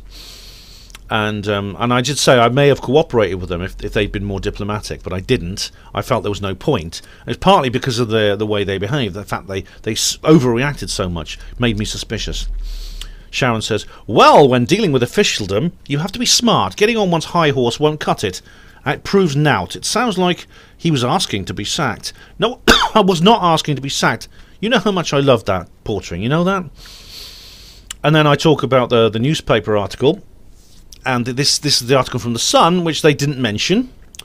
Sharon says, why doesn't he tell us what was said at the investigation, meeting and hearing? Why doesn't he publish these reports? Well, nothing was published. It was actually a hearing at my hospital. The article, see, I didn't believe it because I showed them the cutting from the paper, and I said, look, this is what this is all about, isn't it? And they said, no. They sort of looked very, very shifty, and they looked away. But come off it, mate. It was literally 8 days after that article was published. Is that a coincidence? On the video, he said he had 2 shop stewards with him, a witness and a representative. And Sharon says, he doesn't name them, does he? They're Abdul and Imran, 2 brothers. I didn't name them at the time because it wasn't appropriate then. I can now. Names are Abdul, Imran, 2 brothers who were shop stewards for Unison. Then she asked this a couple of times actually, why didn't I publish the management case dossier? Well, I couldn't at the time, and this comes up several times, but you know, honestly, I should have done that, I think. I mean, when I went to be filmed for Rich Planet, Richard said, you know, where's the case dossier? And I said, I haven't brought it with me. And he sort of went, oh dear. He didn't look disappointed, but I think it's something I should have done. I should at least have taken it with me. I couldn't publish it at the time when it was an active case, but I could now. And to be honest, if I've still got it somewhere in my notes, in my documents, I will publish it. Yeah, there was an email which I thought was very strange, which was apparently a complaint against me, but it's so short, and it's so it just says, I have reason to believe that Ben Emlyn-Jones is one of your hospital porters and he's behaving in an unprofessional manner on the internet. I would not like to visit your hospital with this person as a porter in my care or one of my family. I thought I would bring this to your attention. Thank you. That was the email. They showed me the email. They didn't say who it was from. They don't have to say who it's from. But you see, I said here I've seen letters of complaint before, and Sharon says, if there's been letters of complaint before, then he cannot possibly have had an exemplary work record, as he keeps telling us. And if he does have such a good work record, where's the evidence? If such a claim were true, he would have been proud to provide the proof. Okay, the letters of complaint I'm talking about are not ones made against me. They're ones that some people showed me. The letters of complaint from other people. Now, letters of complaint from patients, they tend to be very long-winded. There's a lot of kind of almost apologetic kind of backtracking and things like that. They're often very almost embarrassed to make complaints. Either that or they're very angry and there's long tirades. But what the letter of complaint made against me was really strangely short and to the point. That made me think that someone in the office had concocted it. It sounds like that. I do have a good... Where's the evidence that I have a good work record? I don't have access to my work records. I don't have access to them. But just ask the people. Just ask the people at my hospital. Oh, right. In part 4 of the David Icke video, David Icke discussion group video, he says he was shown the email, but that the email address of the person who had sent it was blanked out. Yeah, right. He would have sounded more convincing if he said the person had used a pseudonym. No, according to the rules, they don't have to show you. The complaint apparently made was from somebody. It's there. They get the complaint, then they investigate, and the complaint could come from anyone. I think someone told them to put the complaint in. Someone in the office did it. Unless Ben can provide proof otherwise, the story of his sacking was fabricated by Ben himself in cahoots with high-up Masons. Oh, right, yes. We conspired to get me out, would I? Oh, right. I would not be surprised if Ben was a high-level Freemason himself. Oh, dearie me. You're sounding like... You're starting to sound like Alan Watt. I'm absolutely convinced that David Icke is a Freemason. The story does not ring true, and there's nothing to substantiate it. It's almost certainly the case that the email which Ben describes as being more akin to the type political and senior administrative officers would pen, the insinuation being that it was written by management within his department, yes, rather than it being a genuine complaint by a member of the public. That is what I'm insinuating. Does not actually exist. It was almost certainly the case that Ben was sacked for perfectly legitimate reasons, which have nothing whatever to do with him being in the newspapers or his Panmo blog videos. Yeah? I don't think so. I mean, I've explained why. Then this person says, why don't you tell us what your shop steward advised? Yeah. Imran actually advised me to cooperate because I said in my article they offered me a deal. That's actually not completely true. They didn't offer me a deal. They didn't say, look, you do this and we'll let you come back to work, we'll drop the charges. They just asked me to remove certain videos from my channel and certain articles from my blog. What I should have said then is, okay, if I do that, will you drop these charges? And then, of course, if they said yes, I would have an incentive for cooperating, and I'd still be a hospital porter today if that had been the case. But they didn't do that. But my shop steward, Imran, he advised me to cooperate unconditionally with management on this matter. And I had a long discussion with him, and I said to him, I voiced my suspicions about what was really happening. They were basically simply setting me up. And Sharon says, why didn't you tell us what these allegations are? I do tell you what they are in the bloody article that you just copied and pasted onto your article, Sharon. They accuse me of offensive, inappropriate and unprofessional activities in my off-duty life which call into question my ability to perform my duties without prejudice and might bring the hospital into disrepute. Those are my allegations. And they relate to certain videos which I talk about in my article. Ben, why are you being so vague? I'm being as unvague as I can with this. If you're trying to convince us you've been unfairly dismissed, you're doing a lousy job. You need to give us some information, capital letters. We real warriors against the New World Order do not expect to be playing guessing games with the COF fellow anti-NWO warriors. Supposition and innuendo won't cut it. It's not supposition and innuendo. I'm putting a case across where I'm explaining it as best as I can. Why don't you tell us exactly what your defence was? I did. My defence was that this is a bogus complaint and that essentially this is an engineered case. That's what I said. It's in the bloody article right in front of you, Sharon. When you're trying to get your point over, you have to stick to provable facts or you lose credibility. I can't prove these things. I can't prove that the management don't have to provide proof. All they have to do is say, we've been informed, we've made an investigation. We've investigated a complaint. That's all they have to say. And I couldn't prove that this was what it seems to be. The question, I mean, you know, is pure. I agree. It's purely circumstantial evidence. I mean, they actually said this. They said it's not.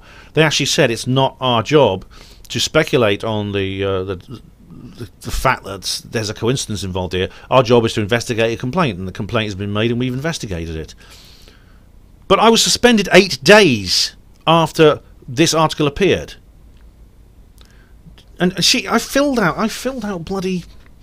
I used to fill out risk assessments and incident reports, and I used to have to prioritise them in terms of their severity and their likelihood of occurring again, and then they'd be prioritised. Do you know how many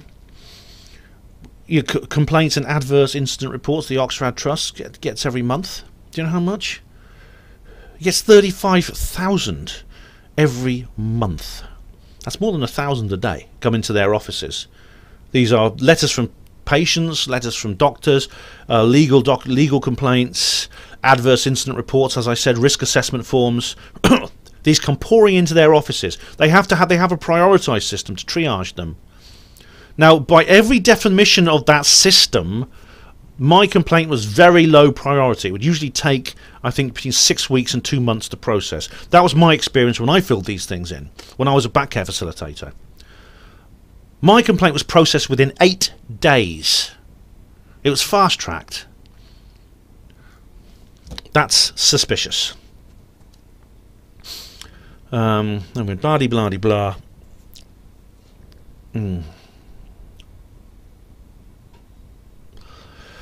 Okay, then I just describe about the six officers from the trust who presided over my disciplinary hearing, and Sharon wants names. Well, to be honest, I can't remember. One of them was the facilities manager, whose name I can't bloody remember. He was basically he was the guy above the head porter, because facilities department have like branches such as portering, domestic, and catering. They're the three main branches. At one point, the refuse porters were split off into a separate department, the waste team. So there were 4, but then it went back to 3 because they were absorbed back into the porters. But I can't remember his bloody name. Why didn't you secretly record this meeting? Someone as prominent you as in the alternative media would know all the whistleblowers have to covertly record. You would have been able to name them and shame them and prove your case. Well, to be honest, it didn't occur to me. It just didn't occur to me. Which is I should have done. Maybe I should have done that. Yeah. Yes, the head porter, neither the head porter nor any of her deputies from my own department, my immediate bosses, were allowed to do anything about this, which is true. It was because it was not an internal dispute; it was like an external complaint. So therefore, it was handled by the trust, not by the Carillion management. But then Sharon says, "What kind of woolly nonsense is that?" Well, it's not woolly nonsense. I've explained why. Why say it? What has a rumour got to do with anything? Yeah, because there was a rumour. It was actually Imran who told me there's a rumour going around that an MP was involved in this. Didn't say who. What if is an MP involved or not? If so, who is this person? What is she saying? I don't know. I don't know. They didn't tell. Imran didn't know either. In the video, you say you were charged with gross misconduct, then you say you had not committed any gross misconduct. I think the correct phraseology is you were not guilty of gross misconduct. You also say that they seem to be avoiding the points you're making. You aren't making any points. You're doing a lot of waffling and proving now, and that's not true. You see, the trust. I explained this in the article. The fact they suspended me, they really went over the top, like I'd done something which would be considered gross misconduct, which would be like, for instance, assaulting somebody, stealing a patient's property, breaching confidentiality, things like that. Why would they? It just doesn't make sense that they never even approached me and discussed this informally about the material on my website, even though it had been up since 2006. Some of it, no one had ever even suggested informally to me that it was wrong. They only decided to make a fuss about it 8 days after a newspaper article is posted about me. And then they claim that that's got nothing to do with it. Oh, anyway. Yeah, right, Ben, you are full of bullshit. You come out with such grandiose nonsense. Rhetoric. You can't back up anything you say. You've not shown that you were sacked for any illegitimate means. I think reasons you mean, not means. In any case, conspiracy theorists, in bold, are no threat to anyone. It is perfectly clear from your own blogs and your videos that you are a mere conspiranut. Conspiranut. Having a belief in promoting conspiracy theories are not sackable offences. Well, they funnily enough, I mean, since that was back in 2011, since then the world has changed a lot. And today, if something like this happened to me today, it would be a lot more kind of like normal and mainstream, wouldn't it? I'm kind of a bit... Well, Niall called me a canary in the coal mine. I mean, I don't think it was that, because there's obviously these suspicious elements as well. Here we go. You're an asset to the people you pretend to expose. Sorry to bust your bubble, but you're making yourself look like a right dick. You need to come down off your lofty perch. And then she asked me again to show the documentation. If I find it, I will. All right, it's enough time's gone past. I can find it. I'll blank out the names and I'll show it to people. All right.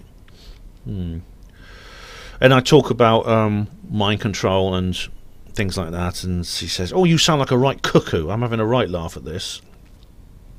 And then once again, they asked me to provide the name of the officers who dismissed me. I don't remember their names. I didn't publish them at the time for confidentiality reasons. I can't remember what they were called. I mean, I can ask some of my brother porters from the hospital. They may remember. But anyway, then I make the point that despite the £20 billion cut off the NHS budget in 2011 and low staffing levels, the trust management felt that getting rid of me was time and money well spent. Well, yeah. And I say here, I do explain that they must have set up an entire office for weeks on end to create the file. They've gone to a lot of expense and effort to build up this case against me. And Sharon says, "Now you're really pissing me off, Ben Emlyn-Jones, you deluded, arrogant twat." Flattering? I think the world is flattened, because that is what they will be when folk realise what a lying... That's what you will be when folk realise what a lying little shite you are, you self-absorbed prat. Another scumbag subversive. Goodness me, goodness me. If you're ever on jury service, Sharon Kilme, please let me know, because I don't want to be in court that day. I say here, for an employer, suspending somebody is very awkward. It generates a lot of paperwork, takes time, and costs a lot of money. It's something you normally would only do when you have to. And Sharon says, "Obviously, you fucking idiot." Well, that supports my case, doesn't it?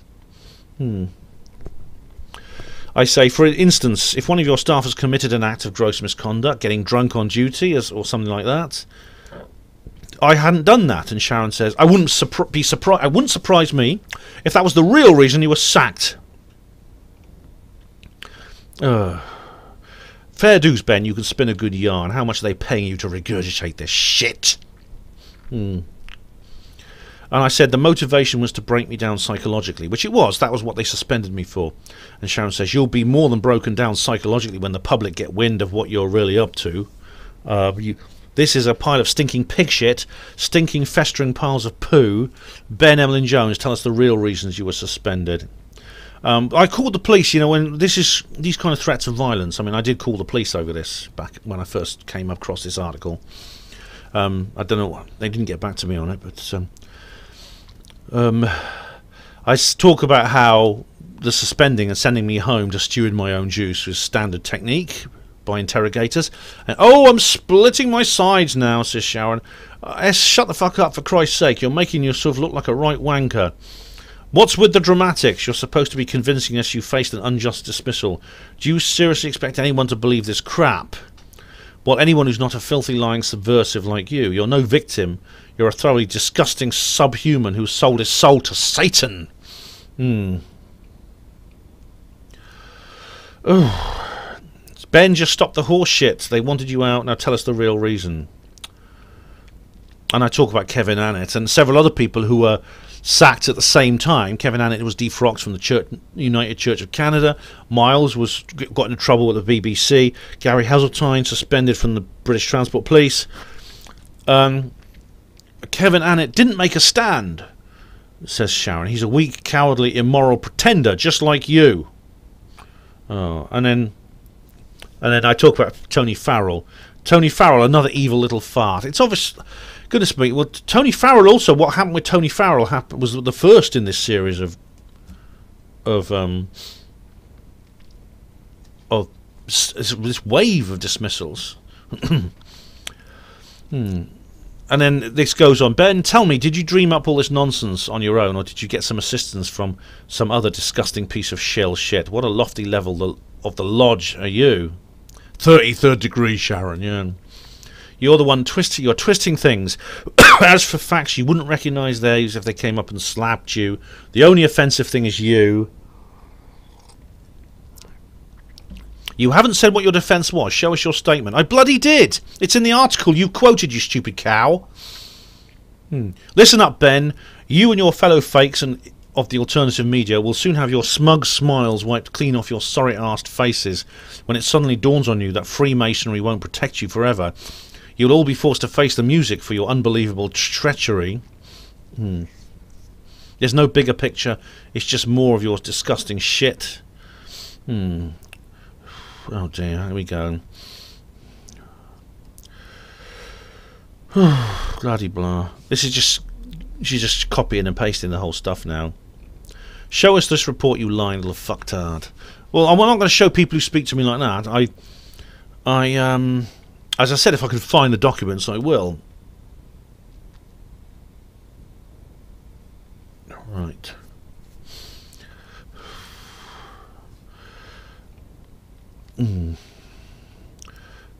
If some people are genuine, that doesn't apply to evil fakes like you. All of this is contrived and fabricated, you lying little shit. Why do you keep referring to other people, you pathetic little weasel? You have nothing to do with your case. And I make the point that I was being accused of a thought crime. That's what basically I was being accused of. And they said, thought crime my arse. Who do you think you are? Winston Smith of 1984? Come down off your high horse, you fucking retard. Oh my god, I won't even say that word.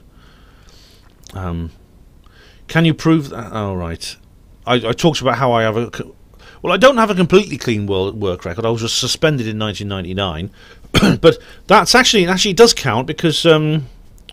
it's 10 years, isn't it? Yeah, it was on my record for 10 years, so by the time this came about, I did have a completely clean work record. And then I talk about... I make the point that there's many other people within the health service who have political views that they express. Dr. Evan Harris, who is a Liberal Democrat MP. There's who's there? Dr. Sarah Wollaston, Member of Parliament, with very outspoken anti-establishment views, and who's very critical of the current government's NHS policy, is also a practicing GP. All MPs are actors, says Sharon. None have any political views. Stop wandering off and stick to your own case. That's a relevant part of my own case. That was part of my defence. Show us the documentation. Yeah, all right then. Blah, blah, blah. Show us the fucking dossier, you lying scumbag. Delusions of grandeur. Typical Schultz twat. And I talk about Tony Farrell, Kevin Annett, and me. And Sharon says, you three turd bags are functioning very well for your Illuminati masters. Carry on shilling. Sounds like a film with Sid James and Barbara Windsor. Hope you'll rot in hell. Ben, seriously, get some help for your extreme egocentric and narcissistic behaviour. Oh my goodness me, where's it go for me? I'm nearly at the end, thank goodness for that. Ugh.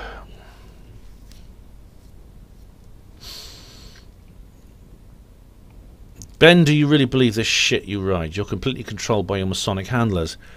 Who do you think will keep your dirty secret and protect you forever? They will desert you when the shit hits the fan. You'll be completely alone and at the mercy of a mob of angry pitchforks. Do I have to go on? Ben, pull your head out your arse for a minute and understand that you are nothing without your fellow Freemason friends. Do yourself a favour. Find Jesus and pray for strength to fess up about this disgusting charade that you have somehow got caught up in. Ben, tell us what the state of play is with your lawsuit. Right, on this video, I talk about the zombie thing. I say that I try to appeal, and that I've been to see a solicitor. No name or firm given, says Sharon. Yeah, I don't. Who were they? I did go and see an industrial solicitor. I know Unison recommended one to me. Oh, I can't remember who he was. It was a long time ago. And this guy said that who allegedly said that Ben's was the strangest case he'd ever come across, but he couldn't go to court because there's no actual direct evidence, only circumstantial evidence. Whoa, Ben, at the start of the story, you said it was clearly published in the management's case dossier that the reason you were sacked was due to your appearance in MSN. No, they didn't actually say that. They mentioned that they showed that they mentioned the Wales on Sunday article, but not the Sun. And it wasn't. Apparently, it was not them. It was actually the so-called complaint. So this means that you do have something to challenge them with. Of course, the truth is you did not see a solicitor and have no grounds for appeal because your management case dossier does not state what you allege. So why don't you publish the dossier and prove me wrong? If I can, I will. Hang on. I'm nearly at the end now. Oh, they did actually. I should clarify. Yeah, they did put the Wales on Sunday thing there, which is where I mentioned John Radcliffe, which, according to many people, is why they decided to take it seriously. It doesn't explain all the other weird stuff that's gone on. The fact that they knew about what I was doing and didn't say anything. They said that the only reason they were investigating this was because of the so-called complaint. That's why they were doing it, apparently. We're nearly at the end now, thank goodness. Ben says he has an exemplary work record. In the UK, we have the right of free speech. Everyone has the right to be a conspiracy theorist if they so choose, and everyone has the right to get themselves publicised any way they like, as long as they don't break any laws. Well, it used to be like that, didn't it?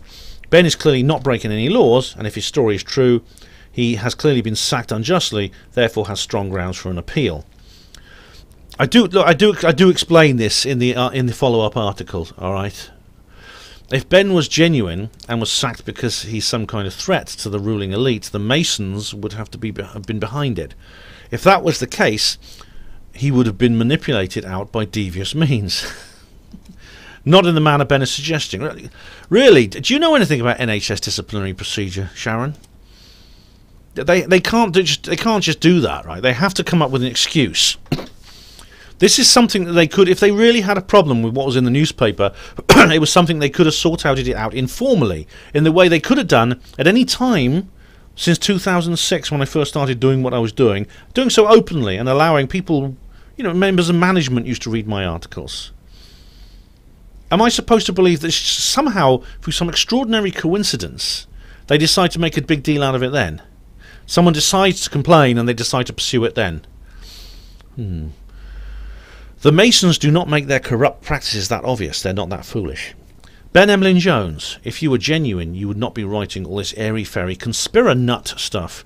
You would be sticking to facts and convincing us that you've been unjustly released from your duties. As it happens, you have achieved the complete opposite. So unless you can provide the documentation to support your claims, I suggest you slope off to the nearest rock and hide under it, lest you get chased by a mob of angry pitchforks and torches. What am I, Shrek? People despise evil subversives even more than they loathe corrupt members of the judiciary, bent authority figures. And politicians, of course. If in the moment of chances that you are able to prove me wrong, I will issue a full-on public apology and will remove you forthwith from the Hall of Shame. Sharon, I don't care about being in your Hall of Shame. Everyone it seems who's any good is in your Hall of Shame. Ben and all the other controlled oppositional fools have no idea they are now enslaved to Satan for eternity. All Satan's little helpers need to realise that when the full awakening occurs, and that is not far off now, and will happen almost instantaneously, they will awaken to shame and everlasting contempt. There will be no turning back then. If they want to save themselves, they must turn to God now and ask for the courage to be completely honest. Okay, I've done it. I have managed to unpick this entire tirade that was made against me, this entire intense... I mean, how do you describe that? It's like it's literally like having someone screaming in your ear and you're trying to reason with them. This is the document that was sent to Caroline Stevens, and she's now distributing to other people. It's possible one of you watching this video will have received this document from her. I have to ask Caroline, whatever you think, please cease and desist from doing this. If you've watched this video, I need you to really reconsider your position and your actions right now. I really, really do. You have a show called Seeking the Truth. That's what you call it, Seeking the Truth with Caroline Stevens. So why don't you? Why is it you have a show called Seeking the Truth, but the moment someone sends you this word salad of hatred, you just reach for the block button and you get rid of me. You believe it. You accept it and you believe it. You didn't even approach me and question me on this matter. I could have had this discussion with you privately at the time, and then I wouldn't be making this damn video. I would be making the video I wanted to make today. But you didn't. You just immediately believed it, pressed the block button and started saying, oh, Ben's a shill, here's the evidence. You see, I think the reason... Think about it, Caroline, right, is I know you're not a malicious person. You're not like the other shells I talk about here. You are really a genuine person, but you are paranoid. You are very, very typical of someone new to the truth movement. And this is why I said you had a very rapid immersion from your days in UKIP, in mainstream politics. You entered the truth movement and very, very quickly started having a huge amount of much more esoteric material bombarded at you before you had the time to sort of decompress yourself psychologically. A lot of new people are like that. You're very, very typical. You're a familiar type. People new to the truth movement who come in, they are shocked and traumatized by what they encounter, and they develop various neuroses. And that's what's happened to you. That's why you're doing that. But I know you are a decent person. You are. I'm not attacking you for any other reason than your actions at the moment. And I have to say something, because you realise that once you started doing this, you should have realised, what did you think I was going to do? Of course I was going to respond. These accusations are a very serious matter. Accusing someone of being a shill is a very serious matter. It's not something you can take lightly. And of course you should have expected me to respond in some way to this. I'm asking you now, if you have listened to this video and you think I'm wrong about anything, you have a copy of the article, you can read through it. If you think I'm wrong about anything, then just explain to me why. Explain to me why. If you really come up with proof that I'm a shill and I'm an agent and all these other things, then present it. I'll submit myself to my own tribunal. My idea. I'll put links in the description box to the tribunal idea. I'll just notes here. I'll submit myself to my own tribunal. If I'm found guilty, then you can block me and you can get me kicked off every Facebook group. I'll go quietly if I'm found guilty and if I really am a shill. But you really, it's unbecoming of you that you would make this decision through the process that you've made it, by simply reading some ridiculous 7-year-old piece of garbage that someone wrote about me, believing it without question, instantly, and then removing yourself from me. That is not proper, and that would be bad enough if you weren't disseminating this information to other people, trying to convince them of the same thing. That is disgraceful. You need to stop. Please stop. Like I say, unblock me. We'll talk about it, and I believe that you will see sense. I think, like I said, you are a good person. You are suffering from trauma. You are paranoid, but I think it's a phase you will get over as you become more familiar with the truth movement. I ask you, please unblock me so we can talk about this. As for the rest of you, thank you very much for watching this program. If you receive any information from Caroline about this, I hope you'll be forewarned and forearmed about what is in this document she sends you. I have unpicked it. As difficult as that is, I've succeeded, I think, in going through everything and dismissing it. It's something I perhaps should have done all those years ago when I first came across it, and I didn't. So, the video I wanted to make, and I will be making again sometime over the weekend or next week. But tomorrow I'm going to be offline because I'm taking Dr. Jordan Peterson's advice, and I'm cleaning my rum bucko. Yes, I'm cleaning my bedroom tomorrow. It should probably take a couple of hours, and then I'm going to put everything back, and so maybe I'll be online later tomorrow evening. But I will be making the video I wanted to make today very, very soon. Thank you all of you for watching Her Panwo TV. Hospital Porters, Pride and Dignity, Stop the New World Order.